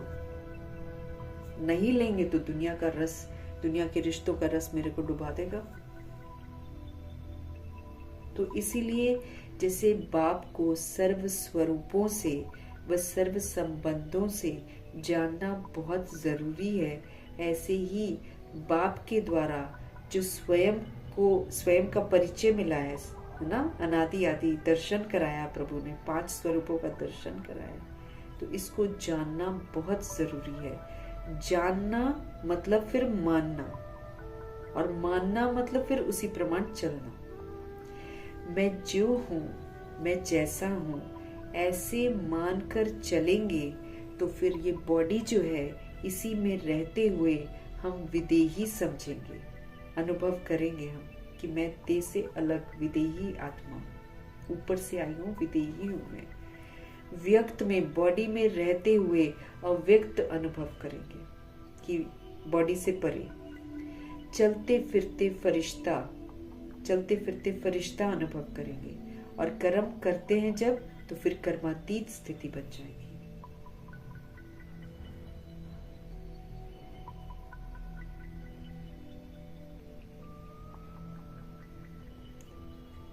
तो जैसे बाप को सर्व स्वरूपों से, सर्व संबंधों से जानना आवश्यक है, ऐसे ही वो कैसे बाप बनते हैं, कैसे टीचर बनते हैं, कैसे सदगुरु बनते हैं, उनका स्वरूप कैसा होता है। सारा शिक्षक का स्वरूप है, बाप का स्वरूप है ना, और सदगुरु का स्वरूप है। और फिर जितने भी बाकी के रिलेशंस हैं, मामा, चाचा, काका, बच्चा, बच्ची, पोता, पोती और दादा, दादी ना, सारा संबंध, क्योंकि सब तरह के बच्चे हैं ना बाबा के पास, सारी स्टेज के बच्चे हैं। तो अगर कोई छोटा बच्चा उसका दादा दादी है तो फिर उसको भगवान के साथ संबंध जोड़कर भगवान को दादा दादी बनाना पड़ेगा, ताकि ये जो देह के रिश्ते, इनसे हमारा बुद्धि का योग हटे। नहीं तो देह का रिश्ता एंड में याद आ गया तो फिर फेल, दुर्गति, क्योंकि झूठ है ना वो। अब मैं आत्मा कहूं कि ये मेरी दादी है तो क्या मैं सही कह रही हूँ? नहीं ना, मुझ आत्मा का सब कुछ परमात्मा ही है। इस रियलिटी को स्वीकार करना है और फिर इस रियलिटी में मुझे जीना है और सबूत देना। तो जैसे बाप को सर्व स्वरूपों से, सर्व संबंधों से जानना जरूरी है, ऐसे ही बाप के द्वारा स्वयं को भी जानना बहुत जरूरी है। जान लिया मतलब मान लिया। मैं जो हूँ, मैं जैसा हूँ, ऐसे मानकर चलेंगे तो देह में रहते हुए हम विदेही अनुभव करेंगे, व्यक्त में रहते हुए हम अव्यक्त अनुभव करेंगे, चलते फिरते फरिश्ता और प्रेम करते हुए कर्मातीत स्थिति बन जाएगी। फिर हमारी चलते फिरते फरिश्ता व कर्म करते हुए कर्मातीत स्थिति हमारी बन जाएगी।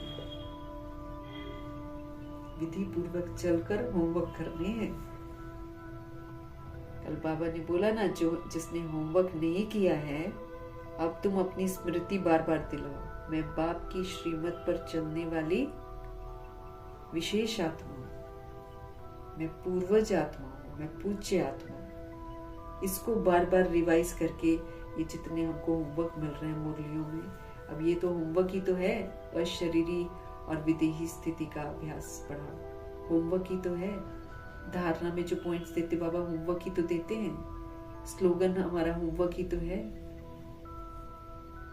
तो रोज हमको होमवर्क मिल रहा है। जो ऑनेस्टली करेगा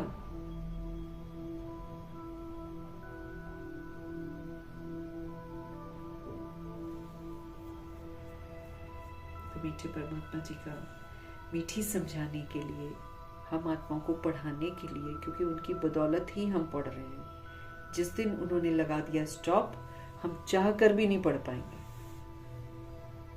जितना मर्जी हम चाह लें, हम नहीं पढ़ पाएंगे। जितना मर्जी हम रिक्वेस्ट कर लें बाबा को, कुछ भी कर लें, ये उनकी रहमत है। वो पढ़ा रहे हैं तो हमको दिल से पढ़ना है और उनका धन्यवाद जरूर करना है। मीठे परमात्मा जी का धन्यवाद, ब्रह्मा माँ का धन्यवाद, जगदम्बा माँ का धन्यवाद, अष्ट रत्नों का धन्यवाद, नवग्रहों का धन्यवाद, एडवांस पार्टी की सोल्स का धन्यवाद, बची हुई आत्माएं जितनी भी हैं सबका धन्यवाद, पांच तत्वों का, धरती, आकाश, जल, वायु, अग्नि, सबका धन्यवाद, ड्रामा का धन्यवाद, प्रकृति का धन्यवाद, माया का धन्यवाद, यमदूत का धन्यवाद, करोड़ों की आबादी का धन्यवाद, साथ में रहने वाली सोल्स का धन्यवाद, सहयोगी आत्माओं का धन्यवाद, साधनों का धन्यवाद, साधन बनाने वालों का धन्यवाद, अविनाशी खजानों का धन्यवाद, समय का धन्यवाद, शरीर रूपी इंस्ट्रूमेंट का धन्यवाद, आप सभी आत्माओं का धन्यवाद। सृष्टि की मेहमान नवाजी का तहे दिल से हम धन्यवाद करेंगे। धन्यवाद करते हुए